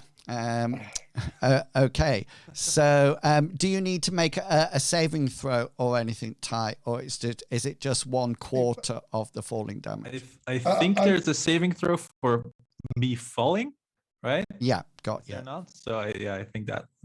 Can I use a point of inspiration and re-roll mine? Yeah, of course you can. No, you can't. Of course you Oh, there it is. Yes, I've got 2 points more. Yeah. Okay. No, you definitely don't. Can I use a point of inspiration to shout louder? No. Okay then. So here we go. We're going to do some falling damage. Does anybody know the falling damage rules off by heart before I just make them up? No, because I Nope. was going to ask you when I did my thing. Okay then. So Advanced Dungeons and Dragons used to be a 1d6 per 10-foot drop. So the first 10 foot would be 1d6. The second one would be 2d6s because you're increasing in momentum until you reach terminal velocity. So It's the same thing here. So yeah. I think it's changed. Oh, Up good. to a maximum of 20d6. Yeah. So it's going to be. That's Yeah. the full damage. Yeah, exactly. Yeah, okay then, brilliant. So I will roll 12 points of damage, and then I think you need to make a saving throw. Is that right now? Maybe. I'm not sure. So- I It thought sounds your like it's skill just- didn't need it. Yeah, I think due to my skill, I don't need it anyway because I can just negate all that damage. Nice. I'm just. So you don't need You've got to be a certain distance from or to a wall, haven't you? Though. Is that right? Doesn't say it on the ability. Oh, sorry. Beginning at That again. 4th level, you can use your reaction when you fall to reduce falling damage you take by an amount of equal to 5 times your monk level. Yeah, which is 25. Yeah, so that's absolutely fine then. So you land. So your action is jumping over, falling. You take your reaction. I'll do the superhero landing. Yeah, as you go down to the bottom. And yeah, okay, we're coming back up to the. Ty, do you want to roll your initiative now? Make sure you click on your token. Beautiful. Beautiful. Right, I'm going to put you into position there. Just to let you know, can you see that door? Can you see the door? Oh yeah, that one. Yeah, I can see. Yeah, that's closed. All right. Okay then, and I think we're going to leave it there for tonight. Because it's 10 o'clock and we're going to, there's a lot of things that need to happen throughout this combat now, so doors need burning down. so just a quick recap. Sanctus, you're buffing your party as this creature attacks. Perry's doing like skirmish or guerrilla warfare, so like dipping in, whacking it, and then getting out of there as quickly as possible. Ty has just done an heroic leap over the side of the cargo deck and landed superhero style on the floor. He's in front of a door that is seemingly metal. Because he checked earlier, and it's a metal door. Just pick a number between 1 and 10. 3. 3. Yeah, and as you land, you don't hit any of the dead bodies that are there. You sort of like don't land and crush a head or anything like that. And meanwhile, in their own personal world upstairs, Sol and Jennifer are exchanging barbecue tips as Jennifer keeps looking longingly at each other.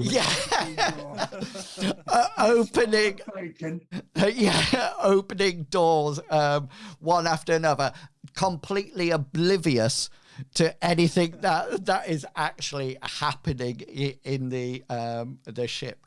So yeah, nicely happening in 3 different acts. So we will. Jennifer and Sol, as soon as you become part of the action down below, once you do that, we are coming to the initiative order. We're still upstairs. Yeah, you're just staying at the. You know, it's a case of those things when the note says, it would be a good idea to split to create something to split the party up. And I just sort of like think, no, I don't need to create anything. They'll just naturally go. Anyway. Yeah. You know, and that's it. So yeah, so thank you so much for coming along, everyone. I will leave the map on this one so you can come back and have a look, but Sanctus will be coming to the top of the round and you will be going first, just so you know. It'll be a new combat turn. Okay then, thank you so much for coming along and joining us today. I hope you've enjoyed it. We've certainly had a bit of batter, a huge amount of role play, which has been absolutely excellent, because that's the bit that we all love so much. And yeah, you know, we've experienced Jennifer's homemade brew. We've found a new prisoner that has become part of the party, and yeah, hopefully rescuing people on a derelict ship. So until next time, thank you for your support. Really, we all appreciate it if you've been along to watch us tonight. And yeah, we'll catch you next week at the same time, but I will be streaming tomorrow at 9 o'clock for some Minecraft and 1 o'clock in the afternoon for some Elder Scrolls Online. Anybody else want to advertise anything? Now is the time. My last Call of Cthulhu on Monday for this year, and my last D&D for this year on Thursday at 7:15 even. Gosh. Brilliant. It's Call of Cthulhu on Thursday, on Monday, sorry. yeah, Yes. Monday. Yeah. Anybody else? For anyone who cares, unfortunately, England lost versus France. I know. Boo. But Morocco beat Portugal.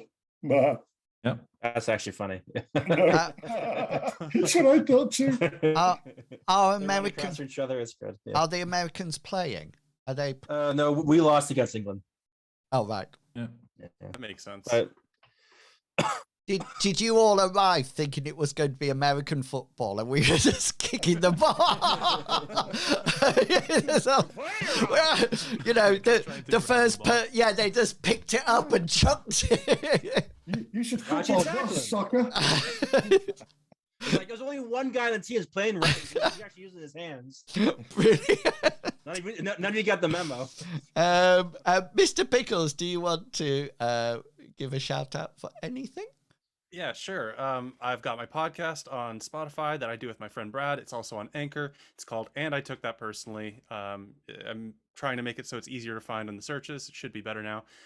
It's an hour and 7 minutes of my friend and I just talking about a movie and taking it way too personally. Yeah, and I've put the link to that podcast in the chat. Anyone else? I really hope that Simon doesn't become John 2.0 and we lose him in our first fight. Yeah. He seems like an interesting character.